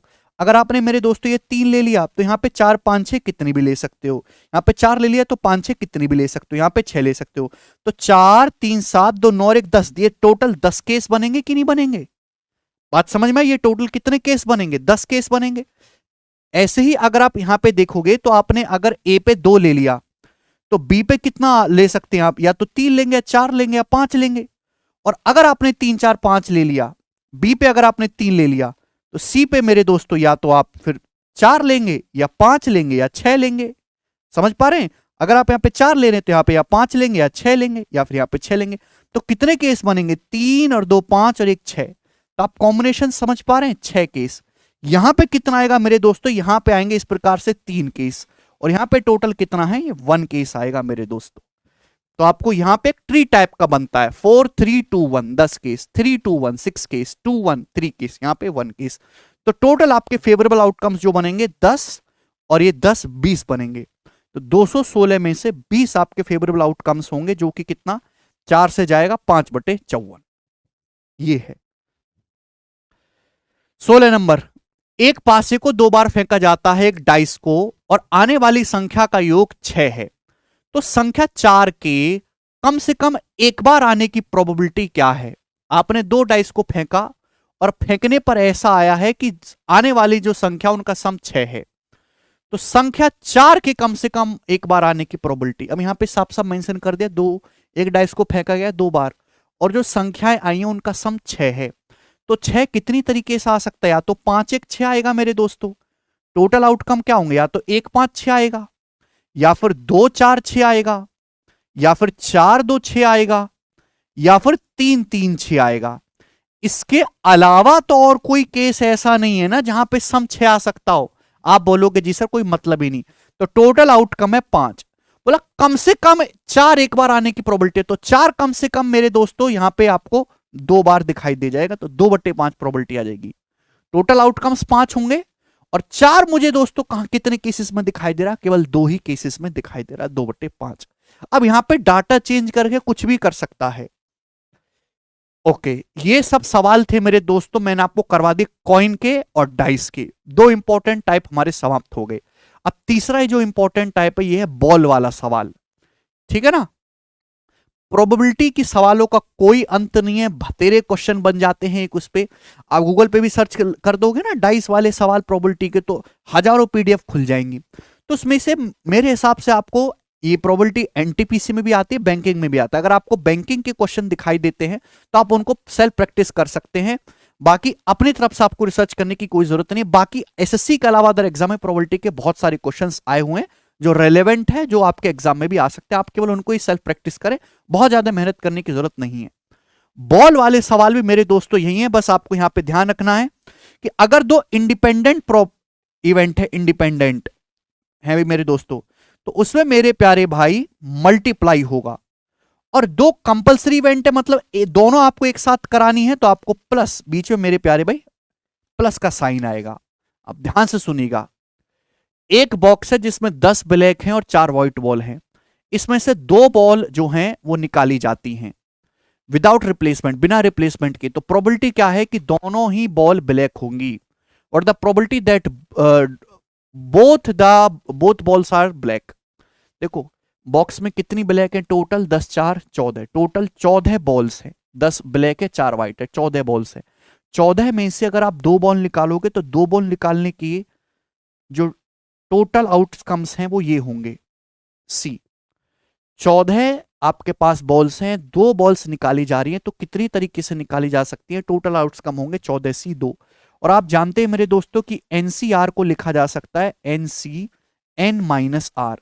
जैसे मैं आपसे एग्जाम्पल के लिए कहूं कि 7C3 क्या होगा, तो इसको कैलकुलेट करने का तरीका क्या है, 7 नीचे 3 है ना, जितनी बार है मेरे दोस्तों 7 6 5 अपॉन 3 गुणा 2 गुणा 1। भाई नीचे अगर 3 है तो 7 6 5 3 बार आपको रिवर्स जाना है, 3 है तो 3 गुणा 2 गुणा 1 करना है, यानी कि 35। ये सभी बच्चे जानते ही हैं। तो टोटल आउटकम होंगे। बोला है क्या संभावना है कि दोनों की दोनों गेंद काली हों। भाई एक बात बताओ, ध्यान सुनिएगा मेरे दोस्तों, आपके पास टोटल गेंद काली कितनी है, 10। तो 10 में से आप चाहते हो कि 2 की 2 गेंद आपकी काली निकल जाए, तो फेवरेबल आउटकम्स क्या हो जाएंगे, 10C2। टोटल तो 14C2 है, उसमें से आप 10 आपके पास टोटल ब्लैक बॉल है, 10 में से दोनों की दोनों आपको काली चाहिए, 10C2, व्हाइट चाहिए ही नहीं। तो यही होगा, आप बोलोगे हाँ जी सर बिल्कुल सही। तो 14 गुणा यहां पे कितना आ जाएगा आपका, 13/2, 14 गुणा 13/2, और ये 10 गुणा 9/2, 2 से 2 कैंसल आउट हो जाएगा, 10 ब्लैक और 4 व्हाइट है, तो 2 पंजे 10 और 2 सत्ते 14, तो 45/91 आना चाहिए। कुछ गड़बड़ है, 45/91। इसके ऑप्शन गलत हैं, इस सवाल के ऑप्शन गलत है, 45/91 ही सवाल का आंसर आएगा, 45/91। ठीक है भाई, बात समझ में आई। आगे चलेंगे। एक डिब्बे में 2 काली 6 हरी और 4 पीली गेंद हैं। 2 गेंद इसमें से निकाली जाती हैं, तो दोनों के ग्रीन होने की, दोनों के हरे कलर की होने की क्या प्रोबेबिलिटी। सेम क्वेश्चन है, आपने टोटल कितनी बॉल है, 2 6 8 4 12, 12 बॉल है, 12 में से आपने कितनी बॉल निकाली, 2 बॉल निकाली, तो टोटल आउटकम हो गए 12 में से आप 2 बॉल निकालो। आपसे पूछा क्या संभावना है कि दोनों की दोनों हरे कलर की हो। हरे कलर की आपके पास बॉल है कितनी, 6। आप चाहते हो कि 6 में से दोनों की दोनों हरे कलर की निकल जाए, फेवरेबल आउटकम है। तो क्या आएगा मेरे दोस्तों, 6 गुणा 5/2 एकम 2, और नीचे भी मेरे दोस्तों 12 गुणा 11/2 एकम 2, ये कैंसल आउट हो जाएगा यहाँ पे, 6 दूनी 12, तो आ जाएगा आपका 5/22। डी ऑप्शन इस सवाल का एकदम सही उत्तर हो जाएगा। एक थैले में 7 व्हाइट है, 9 ब्लैक बॉल्स हैं। 2 बॉल्स इसमें से निकाली जाती है रैंडम, एक के बाद एक। प्रोबेबिलिटी क्या है कि एक उसमें से व्हाइट हो और दूसरी क्या हो, ब्लैक हो। एक व्हाइट हो और एक उसमें से ब्लैक हो, बताओ। एक सफेद और दूसरी के काली होने की प्रोबेबिलिटी बताइएगा, कैसे करेंगे। This is one of the best question मेरे दोस्त, जिसमें आपको ध्यान लगाना है। अब इसमें मेरे प्यारे भाई, ये दोनों जो यहां पे 2 इवेंट बोले हैं मेरे दोस्तों, और दोनों एक दूसरे पे डिपेंडेंट हैं कि एक आपको सफेद गेंद निकालनी है और दूसरी आपको काली गेंद निकालनी है मेरे दोस्त। आप 7 और 9 टोटल आपके पास 16 बॉल्स हैं। 16 में से आप कितनी बॉल निकाल रहे हो, 2 बॉल। ये आपके टोटल आउटकम्स होंगे। इतने तरीके से आप बॉल निकाल सकते हो। एक आपको मेरे दोस्तों सफेद चाहिए और दूसरी आपको काली बॉल चाहिए। तो 7 बॉल सफेद है, 7 में से एक आपको सफेद चाहिए, और एक 9 ब्लैक बॉल है, 9 में से एक आपको ब्लैक चाहिए। क्लियर। आप बोलोगे हां जी सर, बिल्कुल सही बात समझ में आ गई। ठीक है भाई, सॉरी, इनटू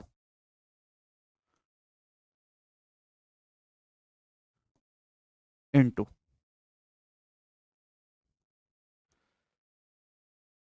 ठीक है भाई। 7 में से एक आपको व्हाइट चाहिए और 9 आपको ब्लैक चाहिए, तो 7 नाम हो जाएगा 63, और नीचे कितना आएगा, 16 गुणा 15/2। तो ये मेरे दोस्तों 2 से 16 8 बार चला जाएगा ना, 3 से 21 बार, और ये आपका जाएगा 5 बार। तो 21/40, 21/40 इसकी प्रोबेबिलिटी है। ऑप्शन नंबर ए ही सवाल का आंसर है। एक बॉल आपको इसमें से व्हाइट चाहिए और दूसरी आपको ब्लैक चाहिए। ठीक है ना। नेक्स्ट ही बताओ। एक क्लास में 15 लड़के हैं, 10 लड़कियां हैं। 3 स्टूडेंट का इसमें से हम सिलेक्शन लेते हैं। एक लड़की और 2 लड़के के चुने जाने की प्रायिकता क्या है। ये भी सेम सवाल है, सेम ही है, बस यहाँ पे वहां पे बॉल्स थे, यहाँ पे लड़का लड़कियां कर दिया है। कितने स्टूडेंट है, 15 लड़के 10 लड़कियां, 25 स्टूडेंट है। 25 में से आप कितने स्टूडेंट को सिलेक्ट करते हो, 3। तो टोटल आउटकम क्या होंगे, 25 में से आपने 3 सिलेक्ट किए। आप चाहते क्या, आप चाहते हैं कि एक लड़की आए और 2 लड़के आए। तो भाई एक लड़की, लड़कियां हैं कितनी, 10, तो 10 लड़कियों में से आपको चाहिए एक, एंड 15 लड़के, 15 लड़कों में से आप कितने चाहिए, आपको 2, 15C2। ये आपके फेवरेबल आउटकम्स हैं। तो 10C1 का मतलब हो गया जी 10, 15C2 का मतलब 15 गुणा 14/2, यानी कि 70। और नीचे क्या आएगा मेरे दोस्तों, 25C3 का मतलब 25 गुणा 24 गुणा 23/3 दूनी 6। अब यहां पे अगर आप ध्यान से देखेंगे तो 6 से आपका 24 4 बार चला जाएगा, 4 टाइम्स, और 25 से आपका 100 जो है ये आपका 4 बार चला जाएगा। ठीक है भाई, और 4 से 4 आपका चला जाएगा, 7/23 आया। कुछ गड़बड़ है, 10C1 का मतलब 10, 15 गुणा 14/2, यानी कि 2 से 14 7 बार जाएगा। अच्छा, ये 15 7 105 आएगा, सॉरी 10। 15C2 का मतलब 15 गुणा 14/2, तो ये 105 आएगा। और नीचे जो आएगा 25C3 का मतलब 25 गुणा 24 गुणा 23/3 गुणा 2 गुणा 1, यानी कि 6। ये हो गया। अब देखो 23 तो नीचे से कटेगा नहीं, तो 23 आना ही चाहिए, तो ए ऑप्शन यहां पे हो गया। क्लियर, आपको सॉल्व करने की जरूरत नहीं है, अदरवाइज आप पूरा सॉल्व करेंगे तो 3 दूनी 6 से 24 4 बार जाएगा। 25 में 2 5 होते तो 2 5 से काट लेंगे मेरे दोस्तों 2 बार, और ये आपका 21 बार। ठीक है ना, और 2 दूनी 4, तो 21/46 इस सवाल का आंसर है। कर लेंगे, ये दोनों सेम ही टाइप के सवाल है, 19 और 20। One of the most famous सवाल है ये वाला प्रोबेबिलिटी पे। एक डिब्बे में क्या है, 10 ब्लैक है, 10 व्हाइट बॉल है। The probability of drawing 2 balls of the same colour.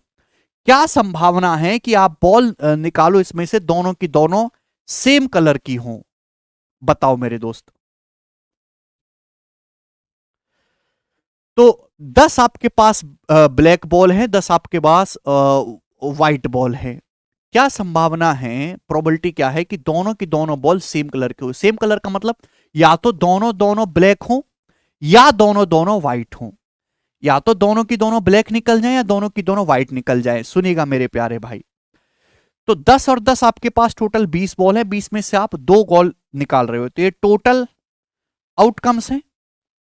चाहते हैं कि दोनों की दोनों सेम कलर की हो, तो 10 ब्लैक बॉल में से दोनों की दोनों ब्लैक निकल जाए, या फिर 10 व्हाइट बॉल में से दोनों की दोनों व्हाइट निकल आए। बात समझे कि नहीं? प्लस में क्या लगा रहा हूं, या तो ये हो जाए या फिर ये हो जाए। क्लियर है ना? तो इसलिए प्लस का साइन है, या तो ये वाली कंडीशन हो जाए 10 में से दोनों ब्लैक निकल जाए, 10 में से दोनों व्हाइट निकल जाए, इस वजह से मैंने निकाल लगाया। 10C2 का मतलब है 10 गुणा 9/2, यानी कि मेरे दोस्तों ये 10C2 का मतलब है, इसका दुगुना करना है तो 90, और नीचे आएगा मेरे दोस्तों 20 गुणा 21/2, यानी कि ये 2 से 20 10 बार चला जाएगा, 9/21 3 से जाएगा 3/7, 20 गुणा 19/2, सॉरी क्या कर रहे हैं, ऊपर तो 90 आएगा, 20 गुणा 19/2 होगा। ठीक है भाई, 2 से आपका 20 ये 10 बार चला जाएगा अभी, और ऊपर आपका 90 है मेरे दोस्तों, 0 से 0, तो 9/19 इस सवाल का उत्तर हो जाएगा। ठीक है ना? आसान सी बात है, आगे चलेंगे। एक बॉल बॉक्स में 8 रेड बॉल है, 7 उसमें ब्लू बॉल है, 6 उसमें ग्रीन बॉल है। एक बॉल को पिक किया जाता है रेंडमली, तो आपसे पूछा है what the probability that it is neither red nor green. क्या प्रायिकता है कि ये ना तो लाल है ना ही ग्रीन है। मतलब क्या हुआ? देखो ये सवाल बिल्कुल आपको बेवकूफ बनाने की कोशिश की गई है। अरे भैया ना तो लाल है ना ग्रीन है, तो इसका मतलब क्या है, ब्लू बॉल निकालनी है। तो सीधा सीधा ये भी तो कह सकते हो कि क्या प्रोबेबिलिटी है कि जो बॉल आपने निकाली वो ब्लू कलर की बॉल्स हो। यही तो मतलब है इस बात का। आपने बॉल 8 7 15 और 6 21 बॉल आपके पास टोटल है, और आप इसमें से क्या कर रहे हो, एक गेंद निकाल रहे हो, तो ये टोटल आउटकम्स होंगे। अभी मेरे दोस्तों ना तो ग्रीन आनी चाहिए और ना ही रेड आनी चाहिए, मतलब क्या आनी चाहिए, ब्लू। यानी कि मेरे दोस्तों 7 ब्लू बॉल्स में से एक निकल के आ जानी चाहिए, तो प्रोबेबिलिटी आएगी 7/21, 1/3 सवाल का आंसर हो जाएगा। नेक्स्ट ही बताओ, एक बॉल में 4 व्हाइट है, 5 रेड है, 6 ब्लू बॉल्स हैं। 3 बॉल्स रेंडमली निकाली जाती हैं बैग से, तो प्रोबेबिलिटी बताओ कि all of them are red. 3 ball निकाली जाती हैं, सारी की सारी रेड बॉल्स हो, सभी की सभी नहीं कर सकते। 4 5 9 6 15, 15 टोटल बॉल्स हैं। 15 में से आप कितनी बॉल निकालते हैं, 3 ही टोटल आउटकम हो गए। आप चाहते हैं कि सारी की सारी रेड बॉल आए, तो आपके पास रेड बॉल है कितनी, 5, और 5 में से मेरे दोस्तों कितनी आपकी आनी चाहिए, 3, 5C3।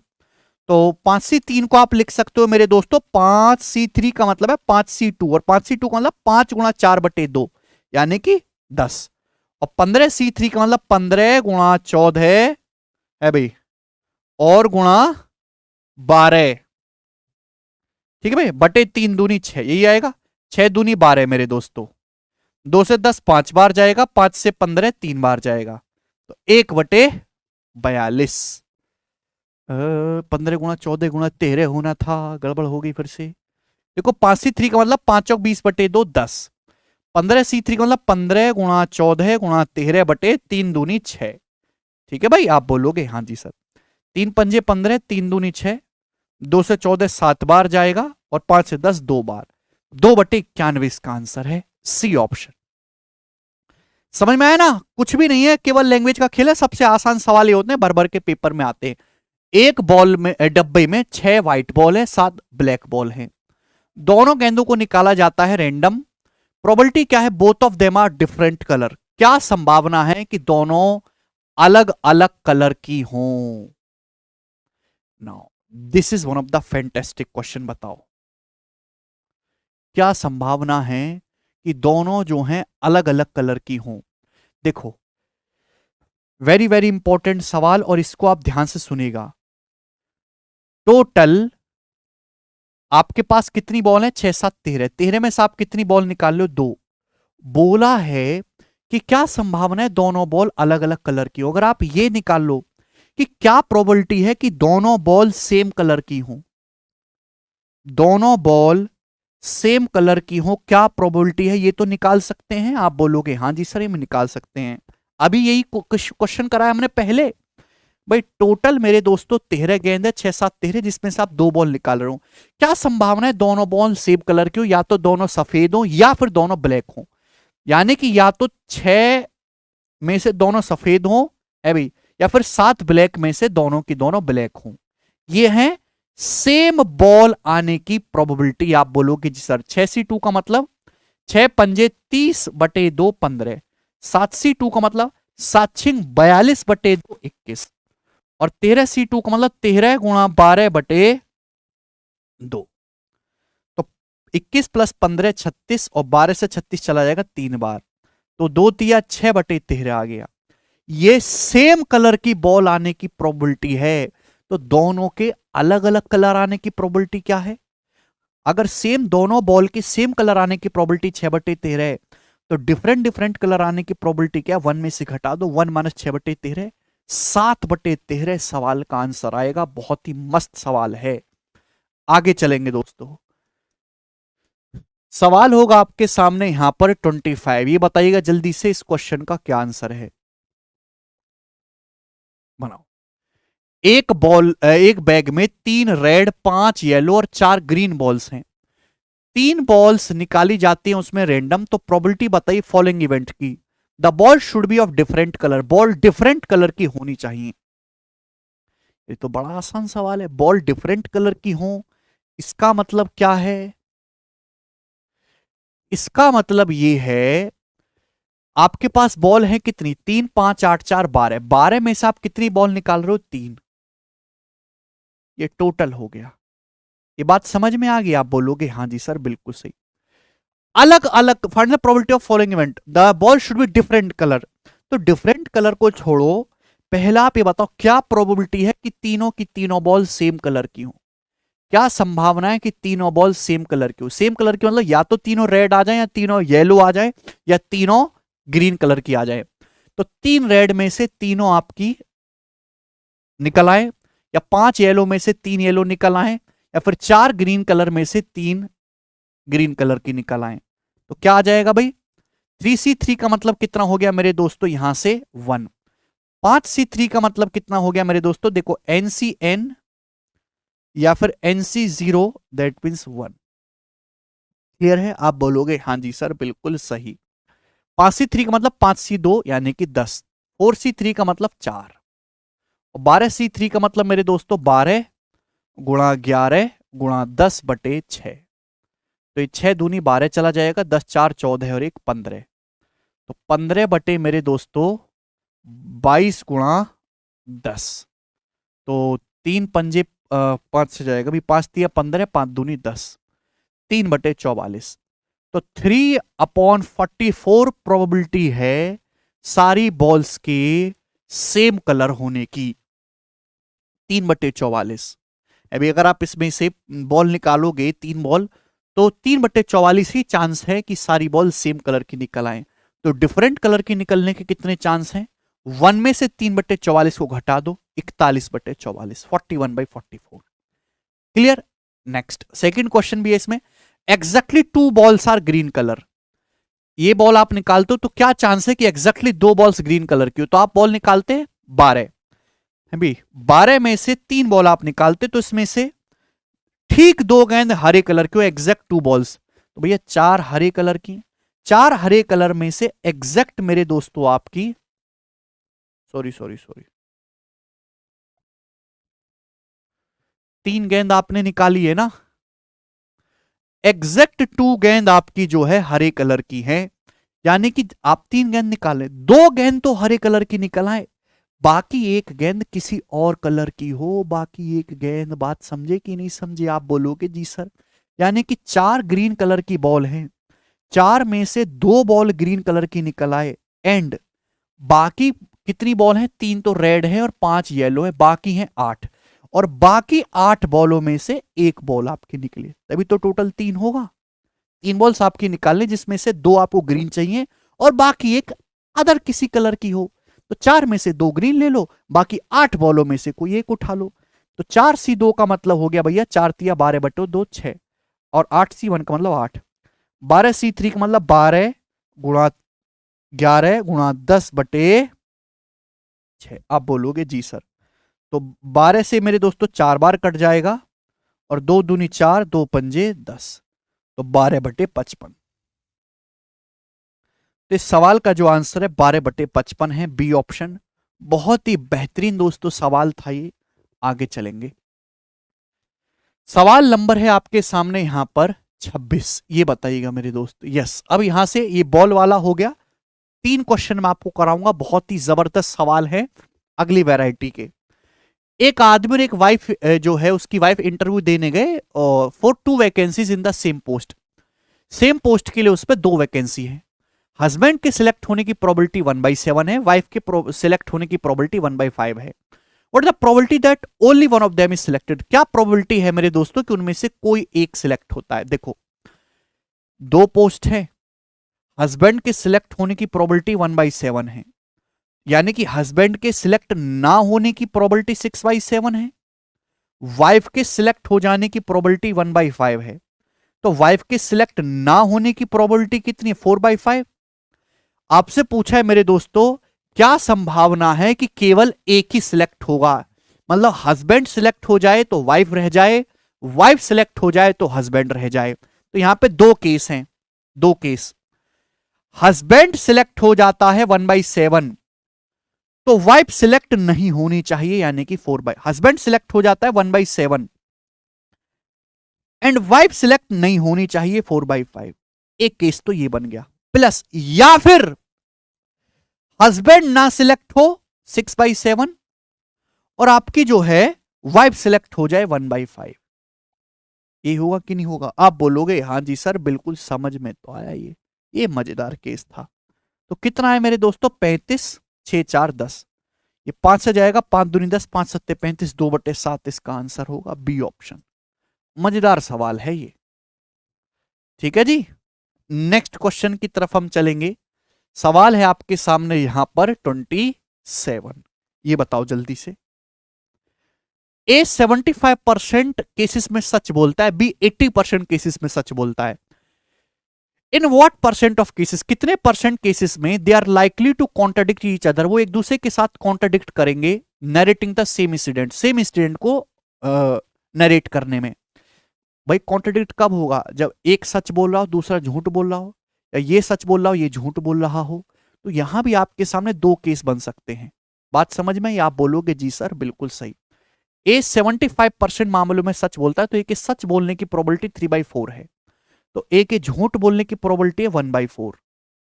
इसी तरीके से भी 80% मामलों में सच बोलता है, यानी कि 4/5, तो बी के झूठ बोलने की प्रोबेबिलिटी कितनी है? 1/5। आप बोलोगे हाँ जी सर, अगर ए सच बोल रहा है 3/4 प्रोबेबिलिटी के साथ, इसका मतलब बी झूठ बोलेगा 1/5, तभी तो कॉन्ट्राडिक्ट करेंगे। ए अगर सच बोल रहा है तो आप बी को झूठ बोलना चाहिए, और अगर ए झूठ बोल रहा है तो भाई बी को सच बोलना चाहिए। आप बोलोगे हाँ जी सर बिल्कुल सही, 4/5। तो कितना आएगा मेरे दोस्तों? 20, और ऊपर हो जाएगा 3 4 7, 7/20। तो 7/20 केसेस में ये एक दूसरे को कॉन्ट्राडिक्ट करेंगे। ये परसेंटेज में पूछा, 1/20 5%, तो 7/20 35%।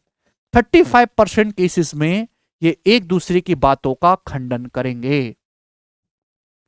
समझ में आया? हाँ जी आया। ये बताएंगे लास्ट 28 नंबर, जवाब दो। करो। एक बॉक्स में 20 बल्ब हैं, जिसमें से 4 बल्ब डिफेक्टिव हैं। अच्छा, 2 बल्ब इसमें से निकाले जाते हैं randomly. The probability that at least one of these is defective, क्या प्रोबेबिलिटी है कि इनमें कम से कम एक तो खराब है? कम से कम एक तो खराब है, इसका मतलब सारे बल्ब सही नहीं है। अब देखो, अगर आप इसी बात पे ध्यान दोगे कि कम से कम एक खराब, या फिर 2 खराब, या फिर 3 खराब, या 4 खराब, तो इसमें आपका बहुत टाइम लग जाएगा हर एक केस को चेक करने में। आपके पास है 20 बल्ब, 20 में से आपको कितने बल्ब निकालने? 2। तो ये टोटल केसेस आपके पास इतने हैं। अब आपसे पूछा कि क्या चांसेस हैं, कितनी प्रोबेबिलिटी कि कम से कम एक बल्ब खराब हो। आप ये देखो कितने चांसेस हैं कि सारे बल्ब सही हैं, कितने चांसेस हैं कि सारे बल्ब मेरे दोस्तों आपके सही हैं। बताओ, ये सवाल मैं आपसे पूछ लेता हूं। तो 20 बल्ब हैं जिसमें से खराब 4 हैं, तो 16 बल्ब आपके करेक्ट है, सही है। तो 16 करेक्ट बल्बों में से, 16 सही बल्बों में से 2 बल्ब आप निकाल लो, तो ये आपके 20 बल्बों में से सारे के सारे सही आने की प्रोबेबिलिटी हो गई। आप बोलोगे हाँ जी ये कैलकुलेट करना आसान था, 16 गुणा 15/2 और 20 गुणा 19/2। ठीक है भाई, तो यहां पे 5 या 15, 5 चौक 20, 4 चौक 16, यानी कि आ गया 12/19, 12/19 आ गया। तो 12/19 मेरे दोस्तों सभी सही बल्बों के निकलने की प्रोबेबिलिटी है। तो आपसे पूछा कम से कम एक बल्ब खराब होने की प्रायिकता क्या है। अगर सारे के सारे बल्ब सही होने की प्रोबेबिलिटी 12/19 है, तो एक में से अगर 12/19 को घटा दूंगा तो कम से कम एक बल्ब खराब होने की प्रोबेबिलिटी आ गई कि नहीं आ गई, 7/19। आप बोलोगे हाँ जी बिल्कुल सही बात समझ में आई, ठीक है ना। तो जहां आपके केसेस ज्यादा होते हैं तो आप उसका दूसरा वैल्यू निकाल लीजिए मेरे दोस्तों, और 1 में से घटा के आप इजीली कर सकते हैं। ठीक है भाई, चलो। और ये चैप्टर के वेरी जो मतलब सबसे ज्यादा रिपीटेड टाइप्स है वो समाप्त हो चुके हैं, बाकी बाद में।